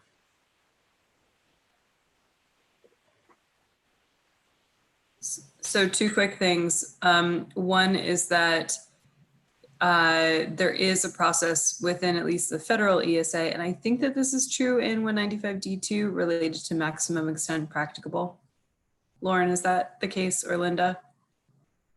There's an MEP process. Okay, I mean, we can figure it out later. But it applies to and essentially it says biological things come first and you evaluate it based on that.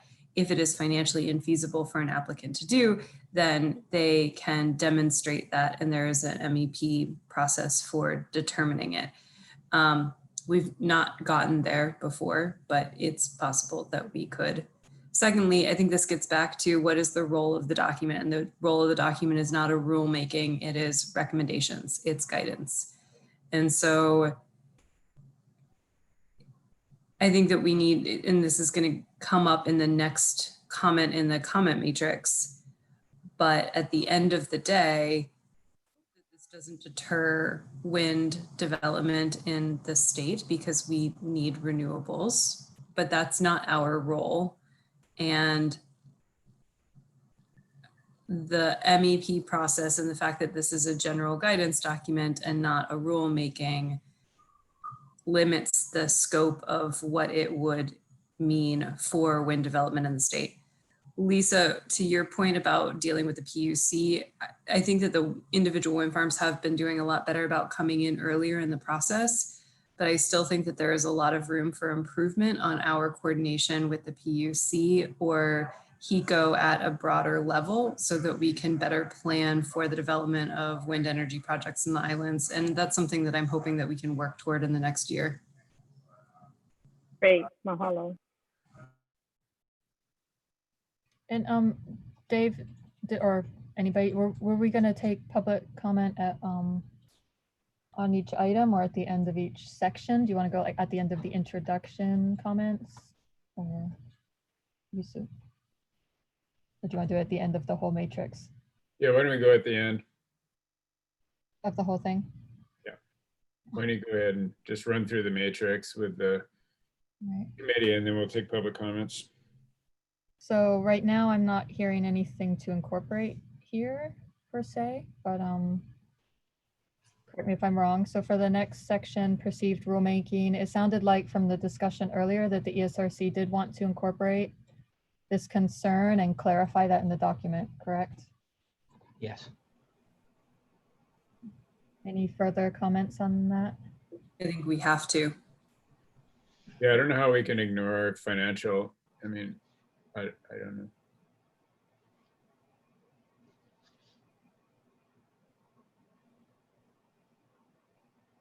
Sorry, Okay. did you did want to include financial concerns, or? Well, I don't know. It's going to come up in a large, it's something that we need to discuss. If the state has a policy of advancing renewable energy, can we just set recommendations that make that financially impossible? I don't know where that. We're not setting that. 190 or 195D is setting that. Well, okay.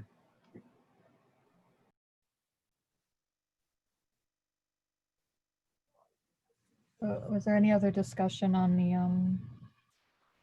rulemaking, or just we're happy to incorporate all the public concerns there? Yeah, I think this is definitely something the task force will look at and expand upon, because I think it really needs to be as part of the introduction. Well, and then for the rulemaking, I think we just need to make it clear in the document that this is just guidance. And one way that would help potentially is to provide, rather than just maybe one, preferred alternative, a suite of alternatives that people can look at for different parts of it. So for like monitoring, what is the suite of different monitoring types that they can do? What are the advantages or disadvantages of each, which there is some discussion already in the guidance document about that. And so then then the people can come in and say, okay, I think this one works best for my circumstance, and this is why. And it's still within the realm of the guidance document, but it doesn't pin anybody down to one specific methodology. And I think that would then make it look much more like guidance than like rulemaking. Definitely And consider that. And to Lisa's point, this is a document, this is guidance for us as well. And this is how we assess, how competent HCPs are that are brought before us. Linda, a question for you on the task force.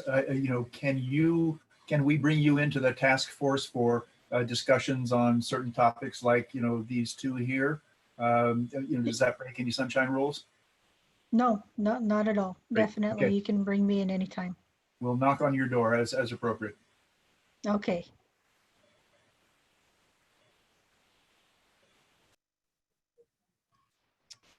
Okay, any more comments or ready to move on?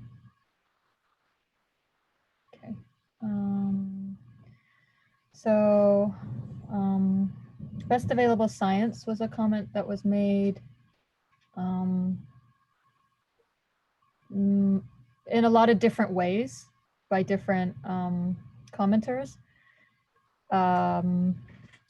I think you probably saw that one person or one entity sent in even like a literature list of references that they felt should be incorporated or reviewed as part of this document. So the comments were either there was newer information or more recent information on Hawaiian hoary bats or wind energy that could be incorporated, that some of the recommendations that were made in the document were in places inconsistent or outdated, ambiguous, or even conflicting. Also there was a comment that I'll just read it out. More research into newer technologies to observe and monitor interactions and take of bats at wind power facilities must be enhanced in this approval process, and that the ESRC should require that any HCP's bat take not be authorized beyond the listed population sizes for the respective site where the HCP covers and the island that it's on, and to stipulate that net species recovery levels as part of that should supersede any bat losses to be expected at the project.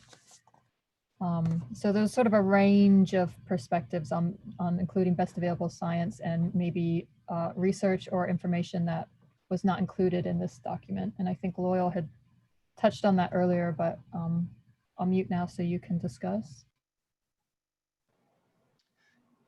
Yeah, I think that there were some comments were just general, there need to add more references or doesn't use the best available science. Other comments provided a detailed list of specific points. And those, of course, obviously the most useful and literature that needed to be cited. So the intent was to go back and put those in, with the exception possibly of some of the literature cited that was more general bat monograph kind of stuff that I'm not sure we needed to put into here, but we certainly would look at every one of those. And for the ones that were particularly germane to the discussions where people said, oh, you missed this reference, or this reference provides a conflicting point of view, those should all be incorporated, in my opinion. So we'll be trying to put those in.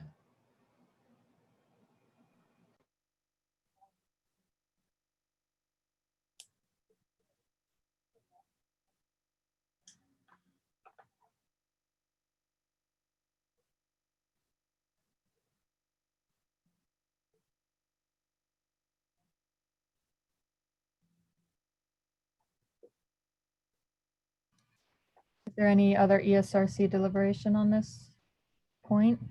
Yeah, again, it also gets back to the whole point in terms of guidance document as new information comes in or is provided either through the scientific community or through the applicants, permittees, or any other information they've got. You know, we're wanting to accept that and evaluate it and see if that modifies our thinking on the project.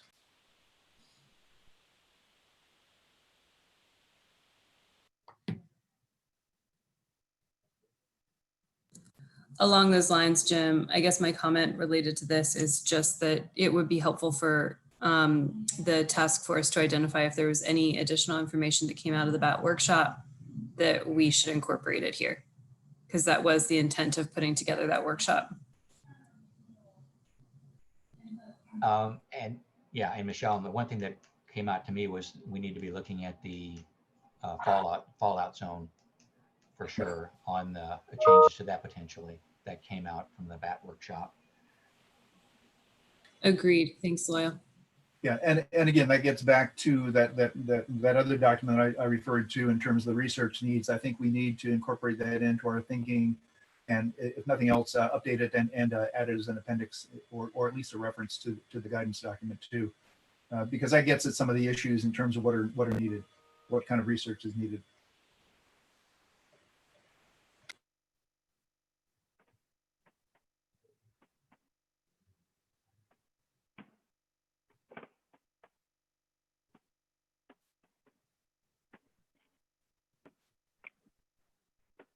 Any other? I think they're more on the next page on this too. Did you get to that next page? Because those are still the same topic, aren't they? The next page. Oh, no, different. That's a new one. Sorry. Yeah, I wasn't sure if there's any more thoughts on this or if there were particular points that you did want to incorporate or maybe Loyal's direction about when there's specific references pointed to, reviewing those to consider inclusion. Versus a comment that says, you know, you haven't included the best available science, but doesn't give an example of something they wanted included. No, it would be useful to me is if we could clarify that best available science doesn't mean exclusively peer-reviewed literature. That's come up a bunch of times in our meetings, and I've certainly made a point of it to applicants. I think that's a really good point. And I'm actually combing through the USGS document right now because as I understand it, they are hamstrung on that peer-reviewed issue. But if there's other projects that are ongoing and in the midst of, you know, some of the funded research projects being performed by other researchers, I think it's super valuable to use that information. I agree with that. That being said, is I still would say that we, you know, peer-reviewed would be preferred by far if we can get it, but it's not to ignore the others. Yep, agreed. Yeah, my caution would be, you know, how you're defining science, like not necessarily, you know, good information, but, you know, just anecdotal things and whatnot, you know, just because it's the best information doesn't mean it's the best science. Right. So I just, you know, at some point you got to make a determination what you're gonna, how much weight you're gonna give something.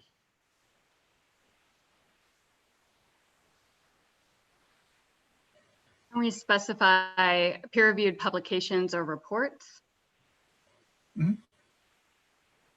that's I don't understand that because we don't want to exclude the other stuff. no, we don't. So maybe, I mean, what is the other stuff? Could we define it? Well, I mean, look, you need to look at things from both directions too. If we're talking about, well, can we put in or recommend a course of action or recommend an action that would be taken? If we don't want to necessarily run that on just peer reviewed. It can be any sort of information that we get, even anecdotal, if it's the only thing we've got. But as Dave said, you might want to decide how much emphasis you want to put on that. But it goes the other direction. And 195D, you know, does say, you know, has to increase the chance of, you know, recovery, survival of the species. And if you if you're going to require peer review publication for that, then you're never going to get a project approved. Right. Because there isn't And- going to be anything on that, right? And Melissa, some of the examples are some of the ongoing research projects that were funded and are still in progress. Like I'm thinking of the Oahu project where they're monitoring the various sites across the island. I think the work on Maui hasn't been peer reviewed and published, but we're kind of getting updates and reports on those. So I would view that kind of timely information, though not peer reviewed, being valuable insight for us. Oh, sorry, maybe it was the lack of verbal punctuation. If I invert that, maybe of reports and peer-reviewed literature, does that help? That was my intent, not necessarily that the reports were peer-reviewed reports, but just that it's documented somewhere. I hear what you say as far as like a lot of times there's anecdotal things. So we have had conversations with a graduate student or someone who's working on a project, and we have their first impressions on something. And, I get that, but first impressions are often wrong. And obviously we wouldn't put as much weight on those things, but for decision making, it seems like it needs to be documented somewhere if we're going to be using it for decision making. I don't think it has to necessarily be peer reviewed information, but anyways, I understand what you're saying, generally speaking. Yeah, if I could just add on one more thing though, is I agree that non-peer reviewed reports and so forth are certainly things that we can bring onto our table. But in some ways, I mean, that's part of the credentials of being on the ESRC is having biological expertise. So in that sense, there we can serve at some sense in terms of peer reviewing the information that comes in if it's not gone through that peer review process. Again, it's got to satisfy what we feel is important. We're not going to just simply take things face value without scrutinizing it ourselves as peers or as at least biologists who can understand this, that information.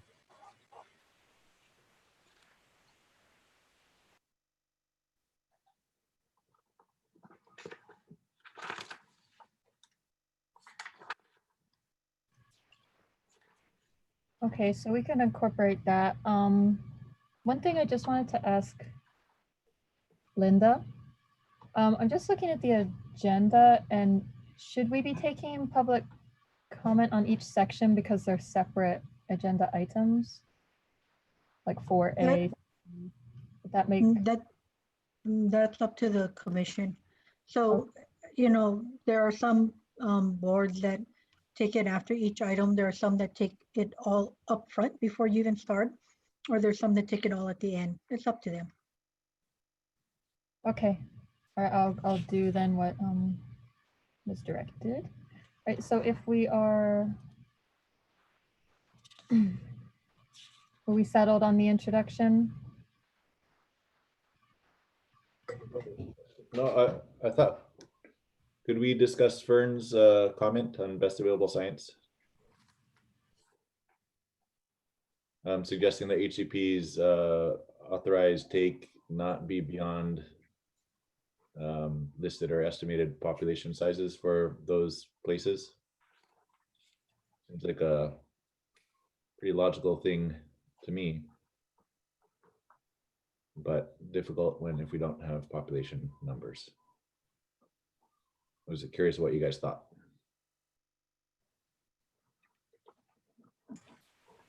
That's the problem, and that's why we have to come up with our best understanding of what we believe the population is to be able to tolerate.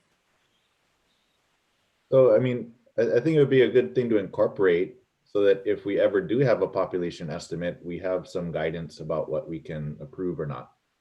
But being that we don't have a solid population estimate now, I mean, that factors in, but I think regardless, it's a very logical thing to incorporate into approval of HCPs. There's also, there's a set of logic we could follow. You can run population viability analyses without knowing the actual population number to get a range of values to provide boundaries for your decision making. So for example, if I don't know the population is the exact number, I could still run and say, well, if the population is 10,000, then a total take of X amount would likely kick us into a below 50% persistence territory.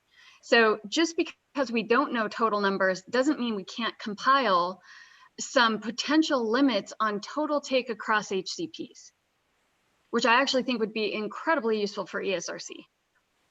Which we have done. That's sort of what Loyal has done, I thought. Yeah. We've gone there. Yeah. Right. So now we just need to know the window of where the actual population is. So Loyal, is that available in front of us? Because I feel like when I've asked questions about PBAs and stuff before, I haven't seen that. Is that the presentation that you gave at the BAT conference or the BAT workshop? Passed that out a couple times. It's also that appendix. Appended. Right. Okay. I'll review that. I'll review that again. It's at the back of the document. It's hiding. And since I wrote a lot of it, Melissa, it's probably might be unintelligible to you because it's not written in good English. I'll look over it. And are we, just out of curiosity then, are we approaching those total numbers of mortalities across allowable take for the total number of HCPs we've approved as a committee that might potentially kick us into territory that we should be concerned about? There we go. Well, I mean, the answer is going to be you using your best professional judgment when you look at what you think the population sizes are on the different islands and what you think the ground sideboards are for the PVA. So, and it's going to depend upon, what you think is a reasonable amount of risk to take. So when we did the PVA, we kind of modeled it similar to what the mainland BAT folks did. But we have to use very different numbers because we were trying to match the stable to potentially slightly increasing population trend that was reported once on the Big Island. So we didn't want to, say it was declining and we didn't want to say that it was expanding rapidly. So we tried to come up with parameters that were in that zone. And we did. And what it basically came out was if it's stable, this is the same thing that the mainland guys came across with. If it's stable and if you're killing more bats than are being, produced into the population, then it's going to decline. So if it's stable, it's going to decline if you're adding in additional bat mortality from wind farms. If you're slightly increasing, then you have that how much slightly increasing it is that you can take without hurting the population. That's the kind of the bottom line on that. And then you have to figure out how much, killing X number of bats on Oahu, what you think the bat population is. And then you've got that delta of what the population of a slight increase might be. If it's stable, you would expect it to decline. That's with the assumption that there's no compensatory reproduction, that you kill a bat and it spurs additional bat reproduction. It's only if it's at max. It's only if it's at carrying capacity that's going to happen. Yeah, exactly. And since we have no proof that anything's at carrying capacity, it's hard to go ahead and do that. And in fact, the mainland group said that they thought it was not appropriate to assume that. So we did not either.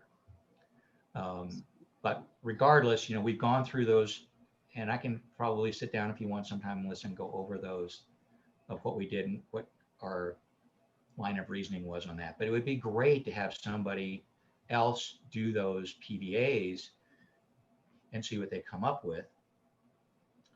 We feel good that the fact that after we did ours, the mainland group revised theirs and they came up to the same kind of conclusion that we did with respect to impact on population trajectory. But it needs to be looked at again, and it needs to be looked at by somebody else. Yeah, I do remember seeing you present this, and I think, obviously PVAs can give you a lot of different kinds of information. You can run a PVA to answer 1,000 different questions. Exactly. And I think the question that I'm interested in is fundamentally different. If I'm understanding correctly what you did, the question I'm interested in is something different, which is what is the range of actual take numbers, low to high, that the population can likely withstand? And I know your answer is it depends on whether it's increasing, decreasing, or stable. That's the PBA that you ran, but did you actually come up with a range of values over which, like, hey, if we get above total X number of take across HCPs on a given island, we're screwed? Did it get there, or was it just a different question you were asking? We have tried to ask that question, but it is, and we did a straight number, can you take 200 on Oahu in 20 years? And we came up with a rate per year. But that is dependent on the size of the population, right? So we did it both as a percent of the population, what is acceptable in the big picture. And if we assume the population is 1,000 bats, then we looked at that as to what different levels of take and what would be something that would keep you roughly at stasis, at stability. So we did that. But of course, if there's only 500 bats on Oahu, then that's not the right answer. It's going to be less than that. And if there's 2,000, that's going to be different.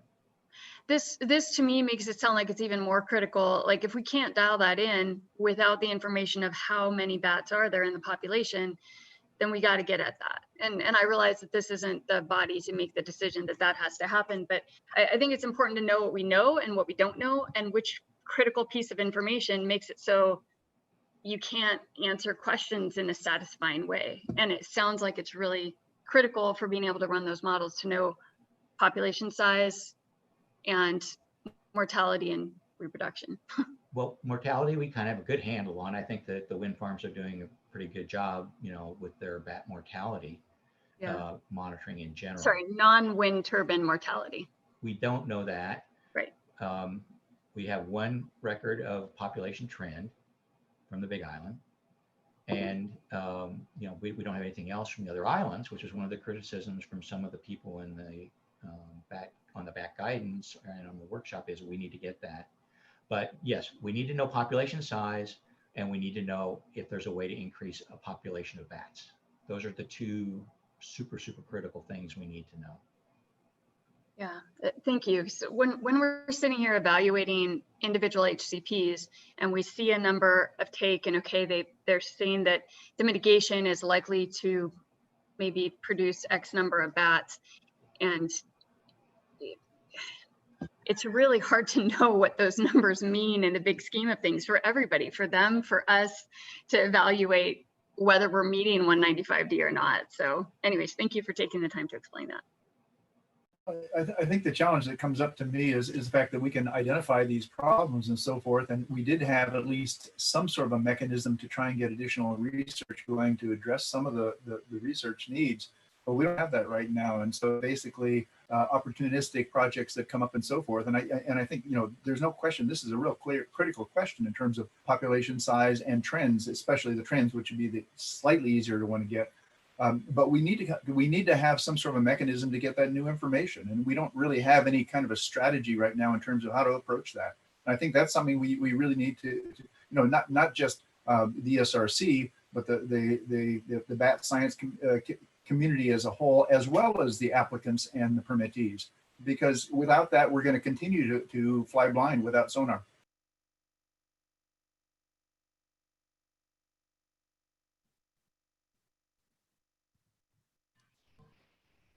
Okay, so we'll include a statement Ms. Kavika suggested about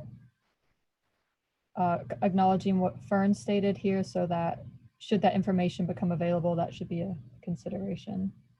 And Lauren, another thing just popped in my mind. I think it was introduction. I'm not sure if it's somewhere else, but do we talk any, do we say anywhere that something about keeping mitigation on the same islands as projects anywhere in the guidance?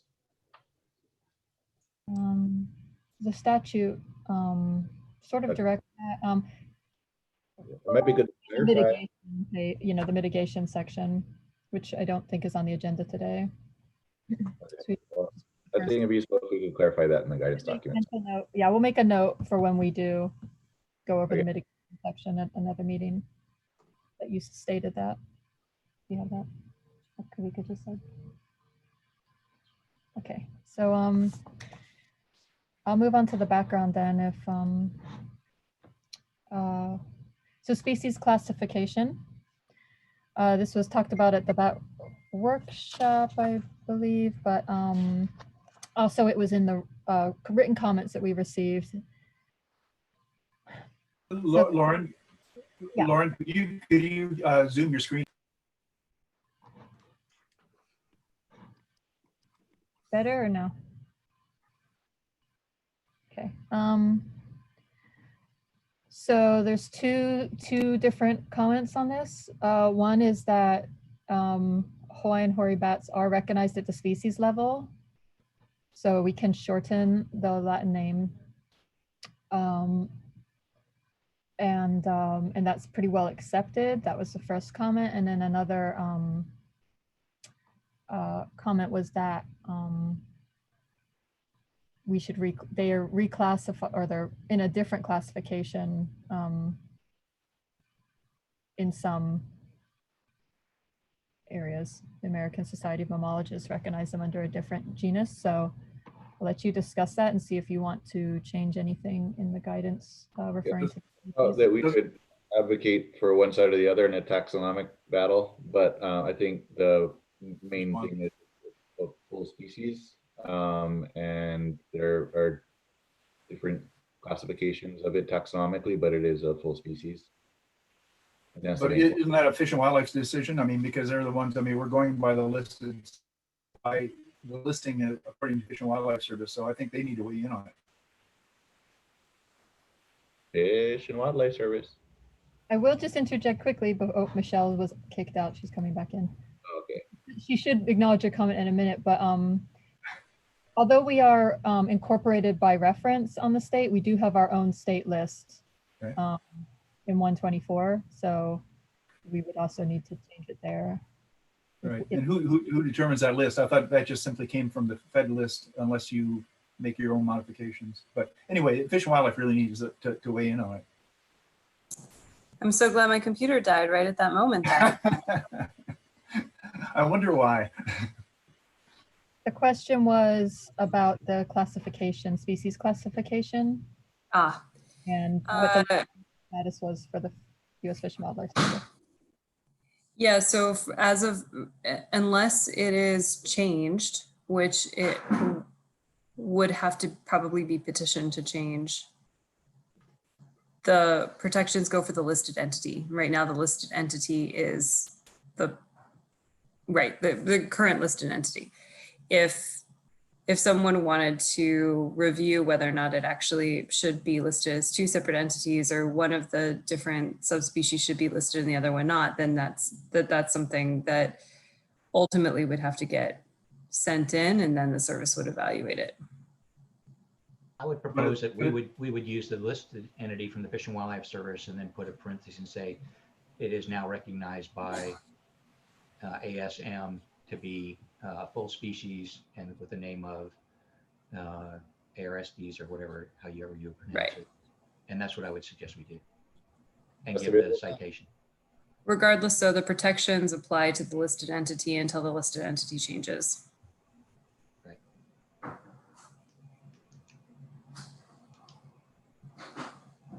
Okay. Guys, I just want to do a really quick time check. I mean, we're 35, 40 minutes in, and I think we're on page 2 or 3 of 11 pages. Do we want to prioritize which items in here we absolutely want full committee discussion on rather than all of them? And I would defer to the task force members as to which one of these things they would feel like is most important to get the committee, the full committee, to weigh in on before they go back to the task force for further discussions on all of the items.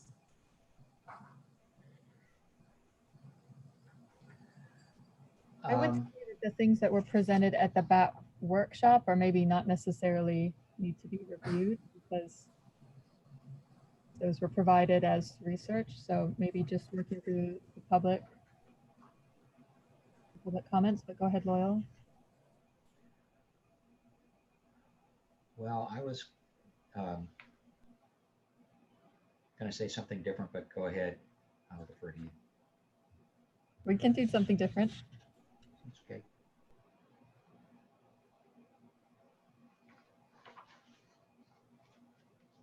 Lead on. How about I just go through and I'll pause, and if anybody has a comment, and then if not, I'll just try to move it along a little faster. So population estimate, there was just a comment made, which I think has been talked about already, that not to apply the trend that was observed in one study on Hawaii Islands to the rest of the island and to the other islands. So it's based on just one area. Comments or move on? Noted.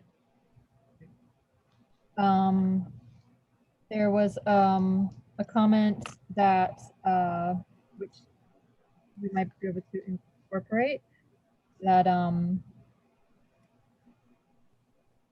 there's a recent book chapter that shows that this is for the background to the species, that the risk to bats may not be necessarily that they're migratory, but any bat that regularly moves and feeds in a more open airspace would be risk.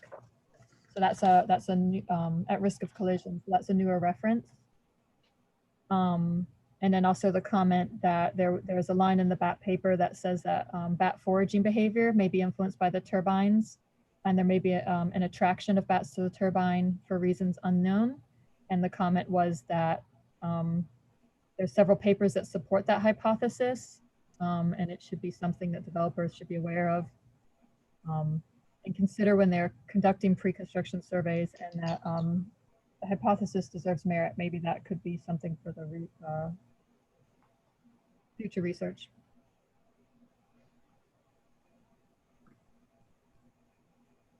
Okay, hearing nothing. This comment is the application of mainland hoary bat data to the Hawaiian Islands and Hawaiian hoary bat. There's a couple comments here. One is that this document should have... Lauren, would you mind scrolling down to the next page? I'm sorry. Yes, sorry.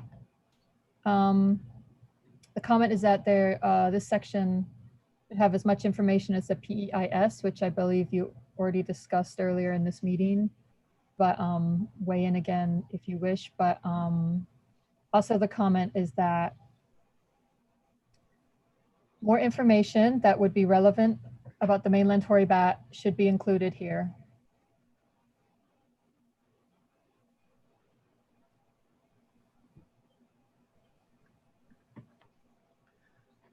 Well, I think it's important to put in the stuff that is the citations that are appropriate to what we're talking about. Again, I personally don't want to see this to be a huge humongous monograph.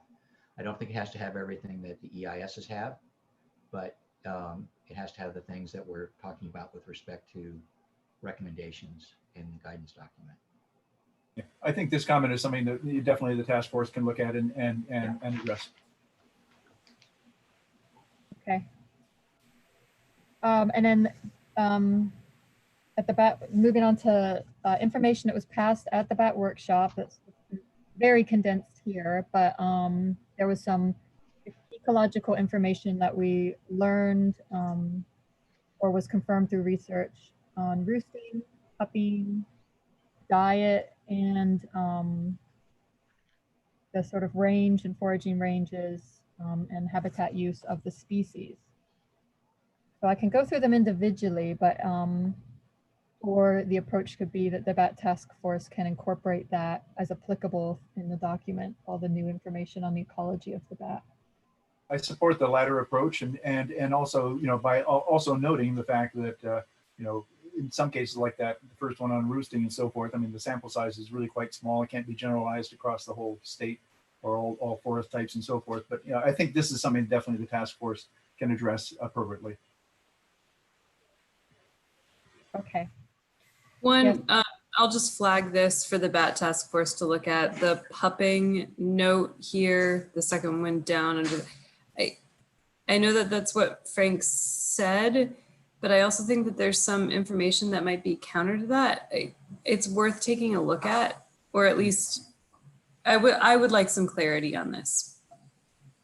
Because I think this is key to identifying the location of mitigation projects and whether or not we need to only be considering mitigation projects lower than 1,000 feet of elevation or not, if we're looking at something that has reproductive potential for bats.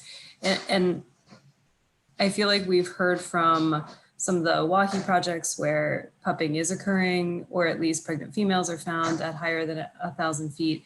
And I don't know what the state of that information is, but it would be good to have clarified. Are we sure that was 1,000 feet, not 1,000 meters? Yeah, that's a good point. Let's not try to aim for Mars. We'll have a real problem. But I think it's a very, very key point, because as Michelle says, it does help direct, or it could potentially direct mitigation or not. Yep. Well, and it could also demonstrate significant impact on other projects besides wind. Right. If you're looking at Yeah. forestry or whatever. Right. Exactly. Thank you. Lauren, is that a thing? Can you go back and just verify what was said there? Was it feet or meters? That's a real key point. Okay, we'll double check the recording. Yeah. We can reach out to Frank too. He may Yeah, be no, that'd be the best. Right. And something I just want to say is what I think of it, and then you can come back to it after we've finished the review and the public comments. But several of the BAT presenters have offered to come back to the ESRC or make themselves at your disposal. So please direct staff at the end of this meeting if you would like to see that on the next agenda, or who you would like, something like that. Or, oh, COA says it's 1,000 meters. So that is, we'll fix that on the next iteration of the matrix for the meeting. Thank you.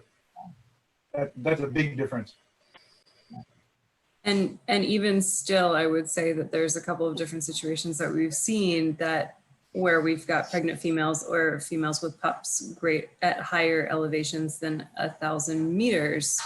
Mhm. And so I guess there is a lingering question in my mind about whether or not we just have a relatively low sample size, or whether they're rare above 1,000 meters, or whether or not there's some differentiation on each island or on the leeward versus windward coasts of islands. And I don't know if we've got a lot of data on that, but again, it's influential for mitigation projects. Absolutely. Are there any other BAT workshop findings that you would like to discuss before we move on to the next section? This page talks about diet, and then how far they travel and the type of habitats they tend to use. Or just incorporate as that task force sees fit. I did want to comment on the large core areas on East Maui from H.D. Harvey & Associates, and that we can acknowledge that. Again, this is one that I think it would be, I don't know how to deal with it 100%, in that we didn't use it on some of our calculations of how much area to do for mitigation, but it is potentially important finding on the size of the core areas from Johnson, but we haven't figured out how or if to incorporate that into those. So just so you know that we're still not sure exactly how to deal with that until there's a peer review publication that's been a little bit, or that we actually have seen some of the methodologies, what I should say, not necessarily the. And the final report just come out. So we will be Okay. scheduling for Dave to come back and present that. Okay, good. Even if he's available while we're still working through the paper. Okay. Yeah. But I That- haven't that's seen really that good. report yet. Yeah, That'd be good. and also remember that one of the stipulations of that RFP funding was to do a peer-reviewed report. And so we don't want just simply the report. We do hope that they are pushing it to a peer review process. Yes, one point here on the range is that their core area size and their distribution does seem to be driven by resource availability, but trying to tie in more closely what those resources are that are driving that Right. specifically would be incredibly helpful. Yeah, and I think it's a slightly different situation too, because in terms of their study, the resources were distributed sparingly across a larger landscape, as opposed to some of the other studies, which were more continuous of an area.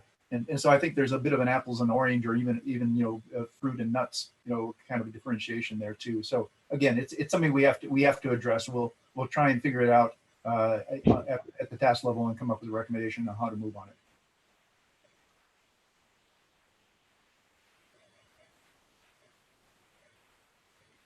Okay, so if there's nothing more there at this time, section 3 covers acoustic monitoring. This was a significant body of the comments.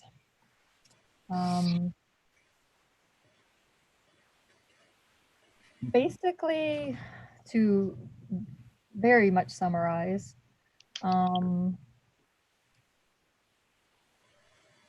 the use of acoustic monitoring at wind farms was questioned. The value of it was questioned.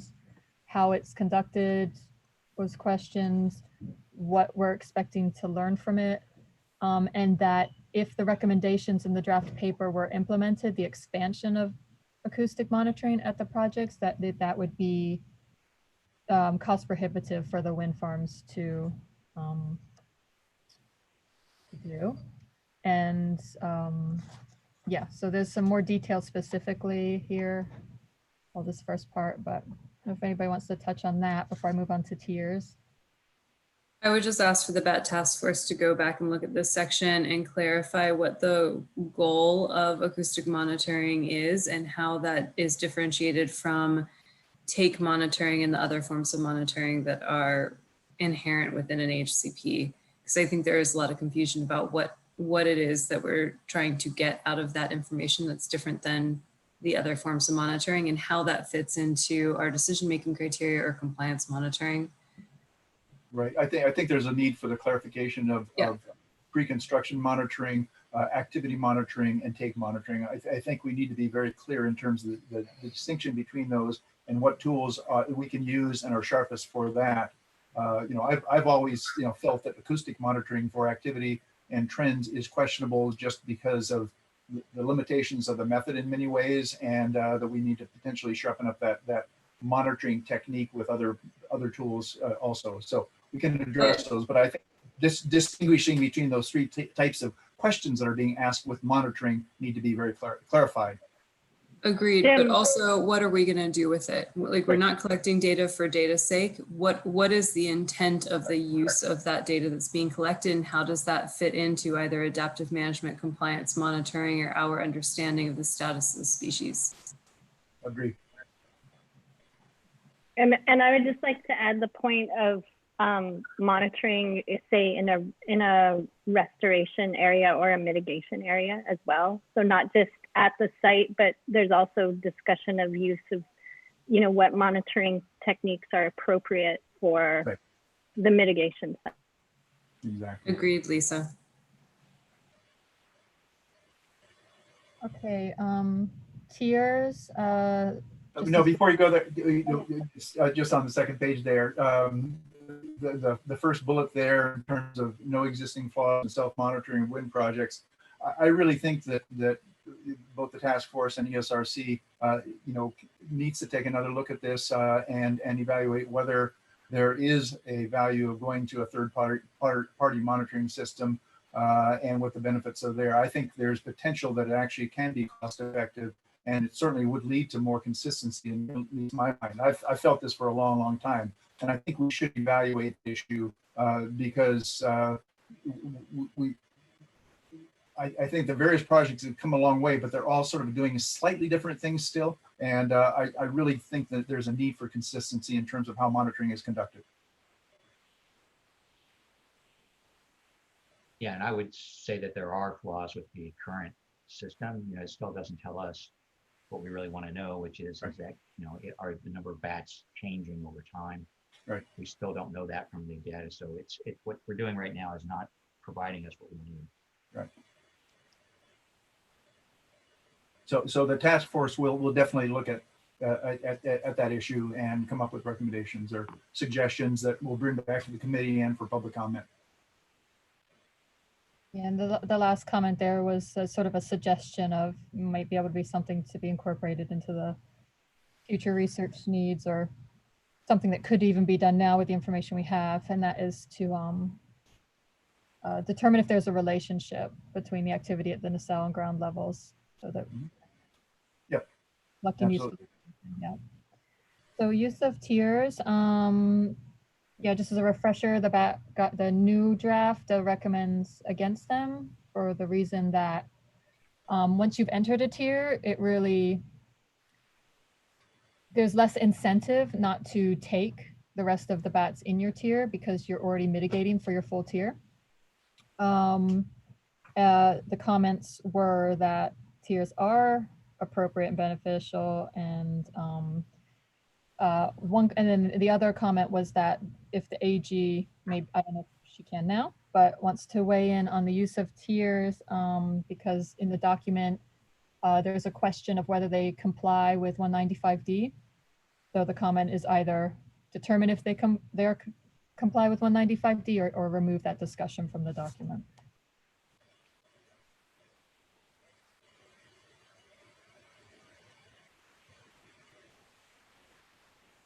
I think on the task force, we will definitely incorporate Linda into the discussion.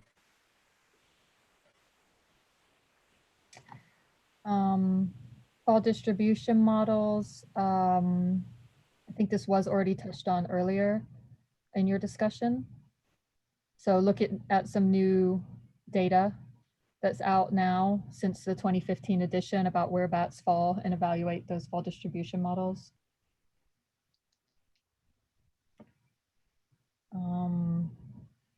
That can be impacted by curtailment, wind gusts, that sort of thing. Carcass retrieval protocol. There's a comment there on how to evaluate incidental take.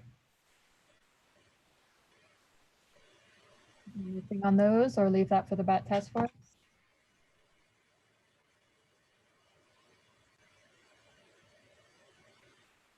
We'll look at that.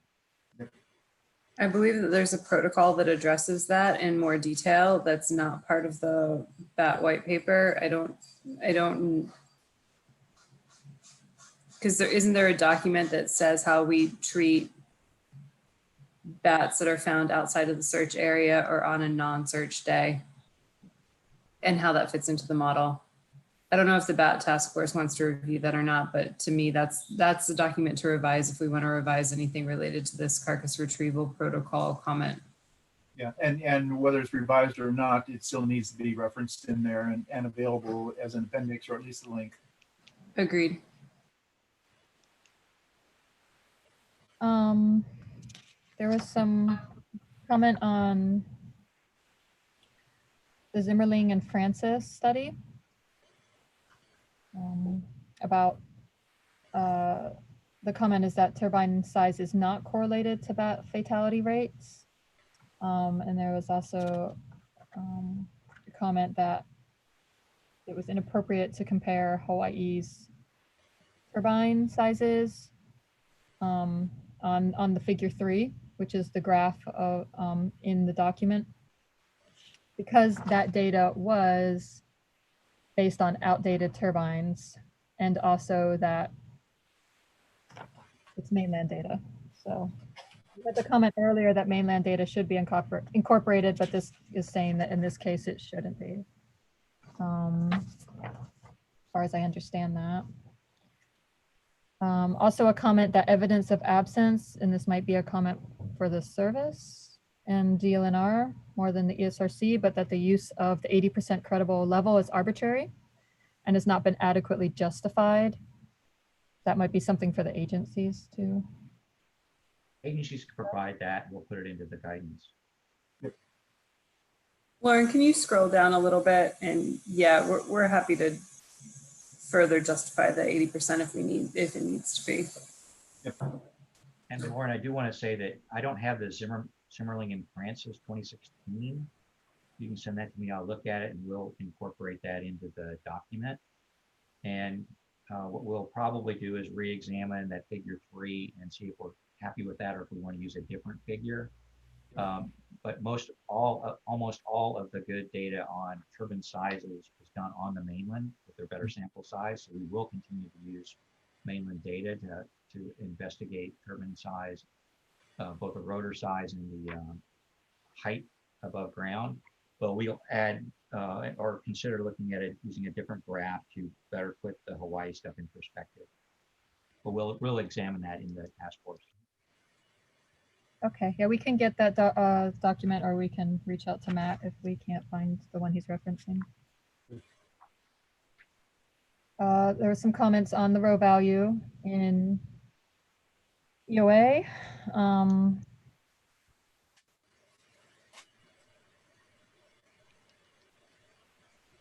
I would suggest that Fish and Wildlife Service and DOPA decide how they want to word that. I know that Fish and Wildlife Service has done a lot of work on this and when to use row values with respect to changes to those and stuff. So I would just suggest, that be worked out and we can try to incorporate that, just like all the evidence of absence stuff into the guidance document.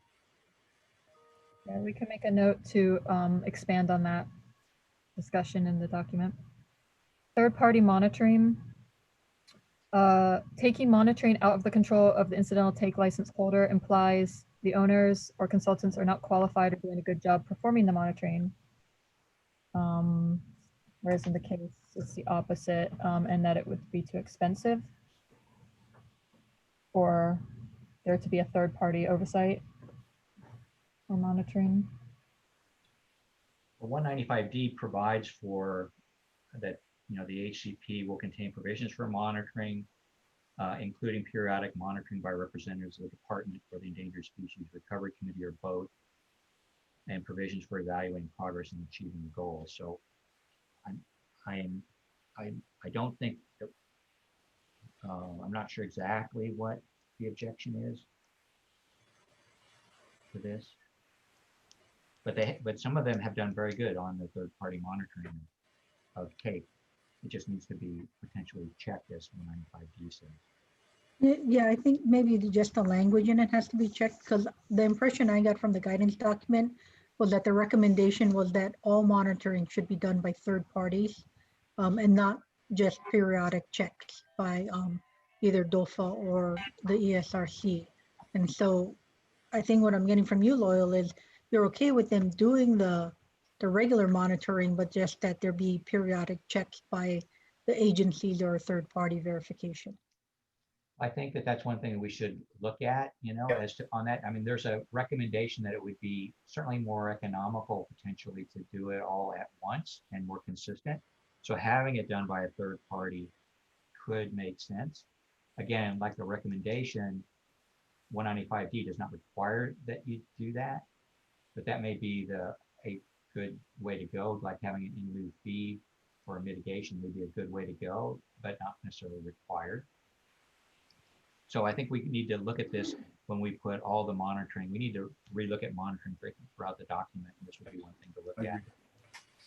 Well, and it could be that the use of the term monitoring is maybe a little confusing for them, because I think, when they do their regular searches and looking for down carcasses and everything else, that they're considering that as monitoring, whereas what you're thinking of seems to be maybe a little different than that, not their regular, searches for carcasses and such. So maybe it's just a question of clarification.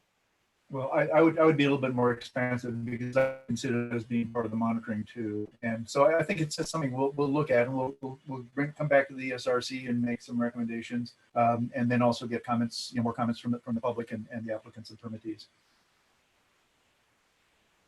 So I'll finish section 3 here, and then I don't know what time we were planning to take that break for lunch. And maybe I'll finish section 3 and then we can do public comments and then maybe come back to section 4 after lunch, or was the timeline 12 o'clock to break, or was it 11:30? We passed it. Oh, we True. need to break by noon at the latest for Kavika.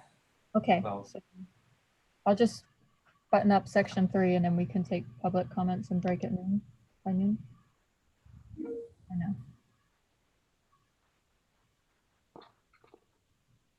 I'll just keep going. Okay, tell me when to stop. I was just thinking if some of the public then didn't want to if they don't want to rejoin or stay on the line and just watch passively after lunch, they could. So there's another comment about mainland bat data and applying it, but specifically there's a comment in here about Frick et al. 2017 being an empirical, not being an empirical study, but an expert elicitation. I believe Melissa discussed expert elicitation at the BAT workshop. I don't know if you want to go into that any further. And then the final comment was that this reference to genetic representation in 195D is inappropriately applied in this document, which I believe there won't be any argument to take that out. I believe that's a valid comment. Expert elicitation is, depending on how it's done, as long as it's following standard techniques for expert elicitation, it holds up in court. And so it depends on the techniques that were followed, but as long as they were following standard techniques, it's shown to do a decent approximation of data that we don't currently have, so that we can go ahead and move ahead with decision making rather than saying, hey, we got to hold up your permit for 3 years while we collect data. So expert elicitation can give us guidance that we can use today. Obviously, it's great to go back and ground truth and verify with on the ground data, but it is a commonly used tool. Okay.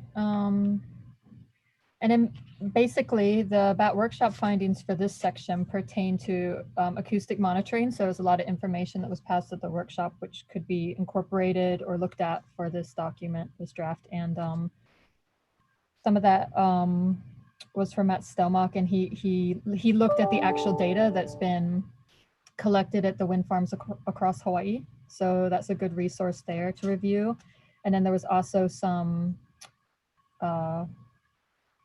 information passed that it's been found that bats are not always echolocating near the nacelle or the rotoswept area, that bats may also microcall.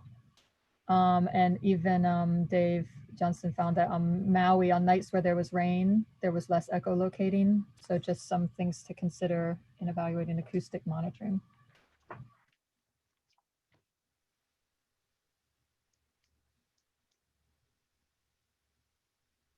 And then, do you want me to keep going or? Sure. Okay. All right, so the fourth section that we looked at for today was the avoidance and minimization measures. Low wind speed curtailment. There's some comments on that.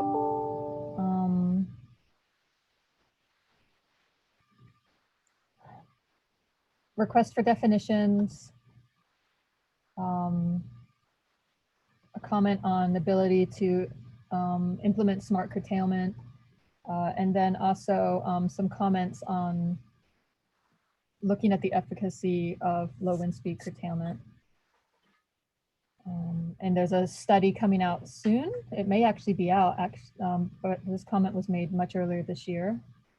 If I can reach out to the commenter there, that looked at curtailment in closer detail. And if we get that, we'll incorporate that, particularly both the stuff that Matt had provided and Mike Schermacher. Some comments on deterrence, not just acoustic deterrence, but UV deterrence as well. Just considering that UV lights attract insects, so that I don't know if the Gorson's, I think it's Gorson, or at least USGS is looking at UV deterrence, and so there's a comment pertaining to that, but they might be an attractant. Yeah, they are looking at secondary impacts, potential secondary impact. Okay.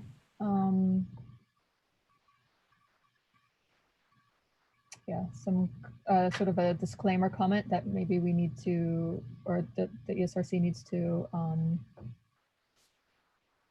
point out that further testing is needed on deterrence. Comment about citing. At this point, we probably should have about enough baseline data, or there may be enough baseline data to make some citing recommendations in the document. Hey, Lauren, sorry, just about deterrence. I thought I heard recently that there may be some evidence that might be not in Hawaii, but that deterrence was actually attracting bats. I'm not sure where that information is coming from, but I think it's something that the task force needs to be aware of and figure out if that's good information or not and adjust accordingly in the guidance document. Noted. And then the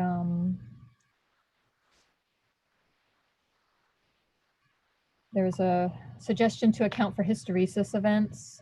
I'm sorry, Lauren, I think my brain is working a little bit better than it was a minute ago. And I think what I heard was that it was pushing them out towards the more dangerous parts of the rotor. So anyway, thank you for letting me clarify. Yep, and we can reach out to the, I believe that was brought up at the BAT workshop. So we could reach out to the presenters and try to gather some information on that. Okay, thank you. And then there was also a comment to, we should be, or sorry, the paper should be accounting for hysteresis events. Or I guess I should say the project should be accounting for that. There was also a comment about the feathering study, the Young et al. 2011 study. Again, we could reach out to the commenter for more detail.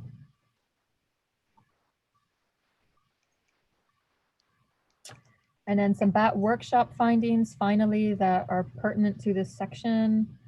Obviously, we had the second year, I believe, presented second year of data for the West occupancy study for the island of Oahu.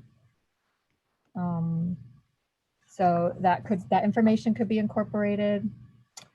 There was also occupancy studies conducted on Maui, although not island-wide, part island studies, and we're able to get some preliminary comparisons between the partial island studies on Hawaii and Maui and the amount of acoustic detections that are happening on Oahu. So that could probably be incorporated unless there's any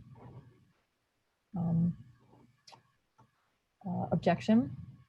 And then also at the workshop, there was some additional information presented on acoustic deterrents, their lifespan, and their potential, or at least their efficacy that's been demonstrated on the mainland and potentially what could be seen in Hawaii. And that is the matrix. Thank you. Awesome. Thanks for going through all of that with us, Lauren. So if, I'll hand it back to Dave to run the meeting, but if there's no final thoughts that you want Koa and I to capture in our notes, I'll hand it back to Dave to do public testimony, or we can let Kavika start. Okay, since we're going to jump off at 12, do you guys just want to take a break, or do you want to go for a few minutes on maybe take one comment or something? And I apologize to those that are further back east, and it's probably starting to get a little late on their time, so I want to try to acknowledge that as well. It seems like it would be good to take just a few public comments in case people can't come back after lunch. Just seems respectful to do that. Sounds good. Okay. There are people that absolutely can't come back, although I'm sure everybody would like to be done. Or, you know, if it's getting late or you're time constrained, perhaps we can take a couple of comments. And Lauren and Koa, you want to manage that since you have control over Yeah, and I would recommend, Koa's handling that, but I would recommend doing the people who are on the phone since they're holding a phone versus the people who are watching on the app. Why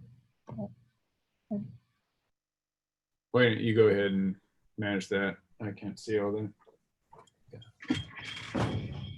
Yeah, so I guess we'll, sorry, there's no. Turn off my speaker.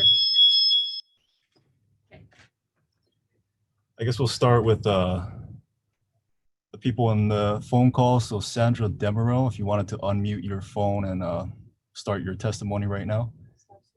It's *6 to unmute via the Zoom app or the Zoom call-in option.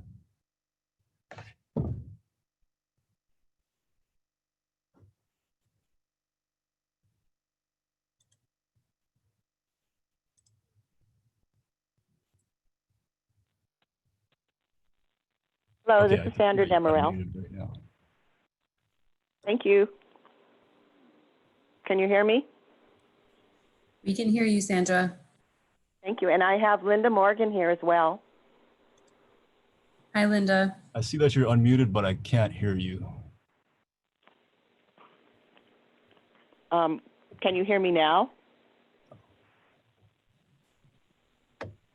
Koa, I can hear her. I don't know. I can hear. We can hear her in the Zoom meeting. Yep. Okay, thank you. Can I begin testimony now? Sure. Thank you very much. I really appreciate this opportunity, though it has been long in coming, 179 minutes to be exact. Sandra, maybe can you check if you're not muted on your side, on your phone, perhaps? My phone is not muted. My phone is on talk now, sir. And Koa, we can hear her. Yeah, we can hear. Volume up? I'm Oh. 179 minutes. My phone is not muted. My phone is on Sandra, now, sir. maybe And can you Koa, check if we you're not can muted hear on your her. side, on your Yeah, phone, we can hear. perhaps? My phone is not muted. My phone is on talk now, sir. Volume up? I'm And Koa, we can Oh. hear her. Yeah, we can hear.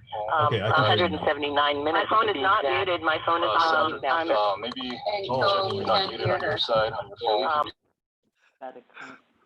Yeah, maybe we need to take a lunch break. Something's weird. It's part of So the the- recording seems to be coming back is what it is. Well, the YouTube is on a 20-second delay. So somebody's got the YouTube channel going at the same time. So the second version of what we're hearing is that YouTube channel. Okay. Okay, I think we figured it out. Sorry about that. It's part of the recording seems to be coming back is what it is.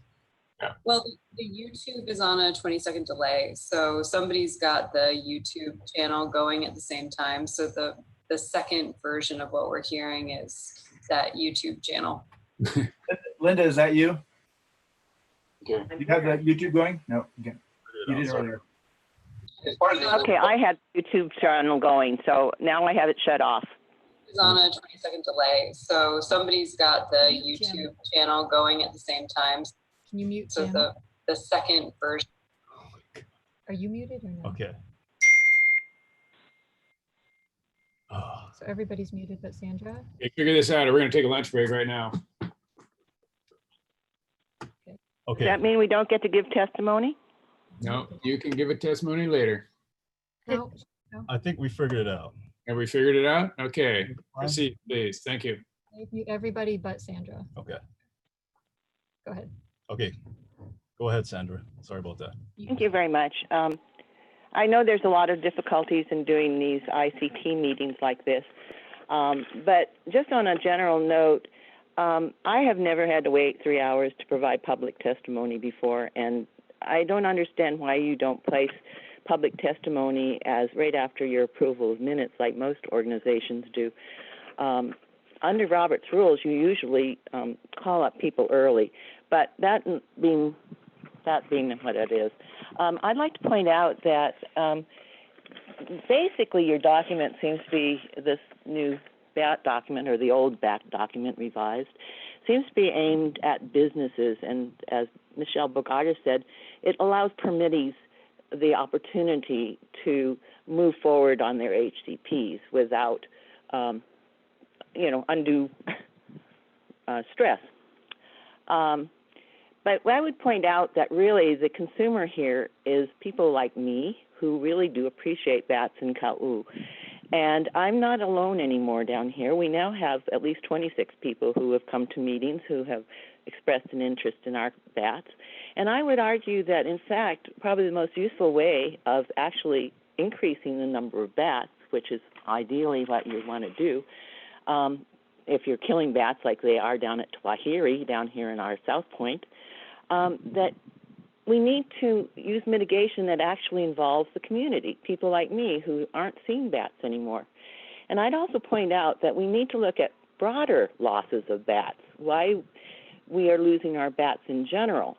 And there has been undocumented, I've read it places, that a loss of insects in general in the world, that we have a decline in the insect population.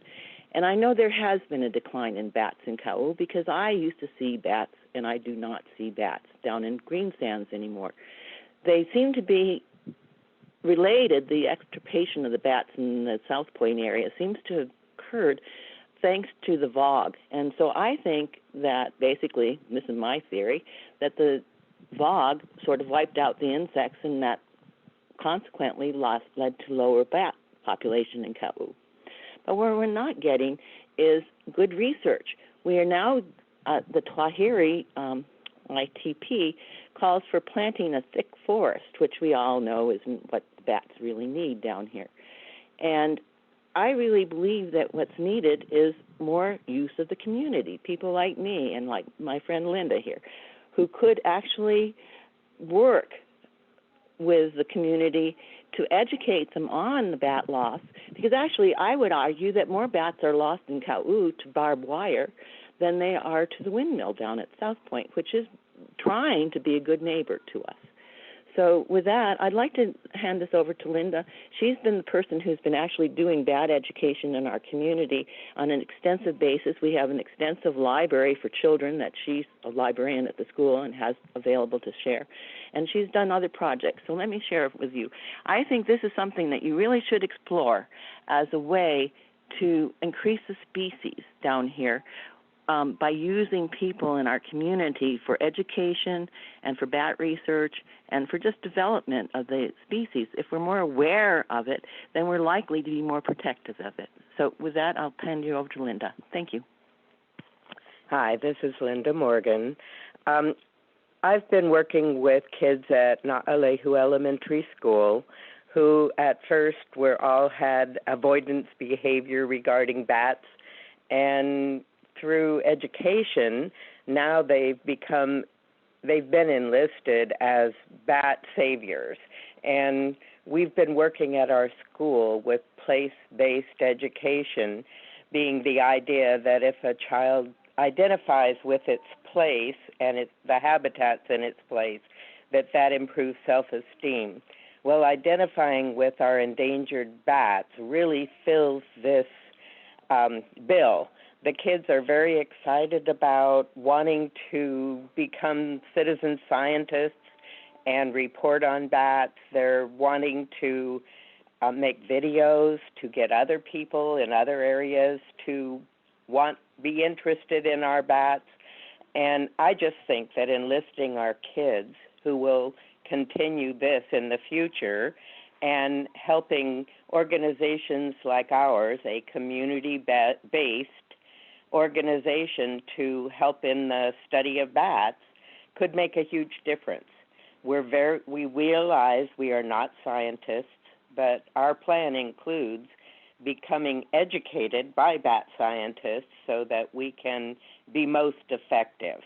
At any rate, I hope that you would consider including an organization like ours, Friends of the Ka'u Bats, as a community-based means of studying the bats and hopefully preserving them. Thank you.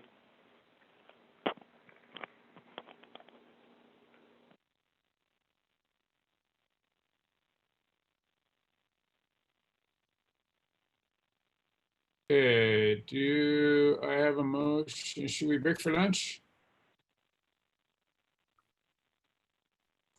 I second. Second, okay, how long? Half hour, 45? 45 minutes?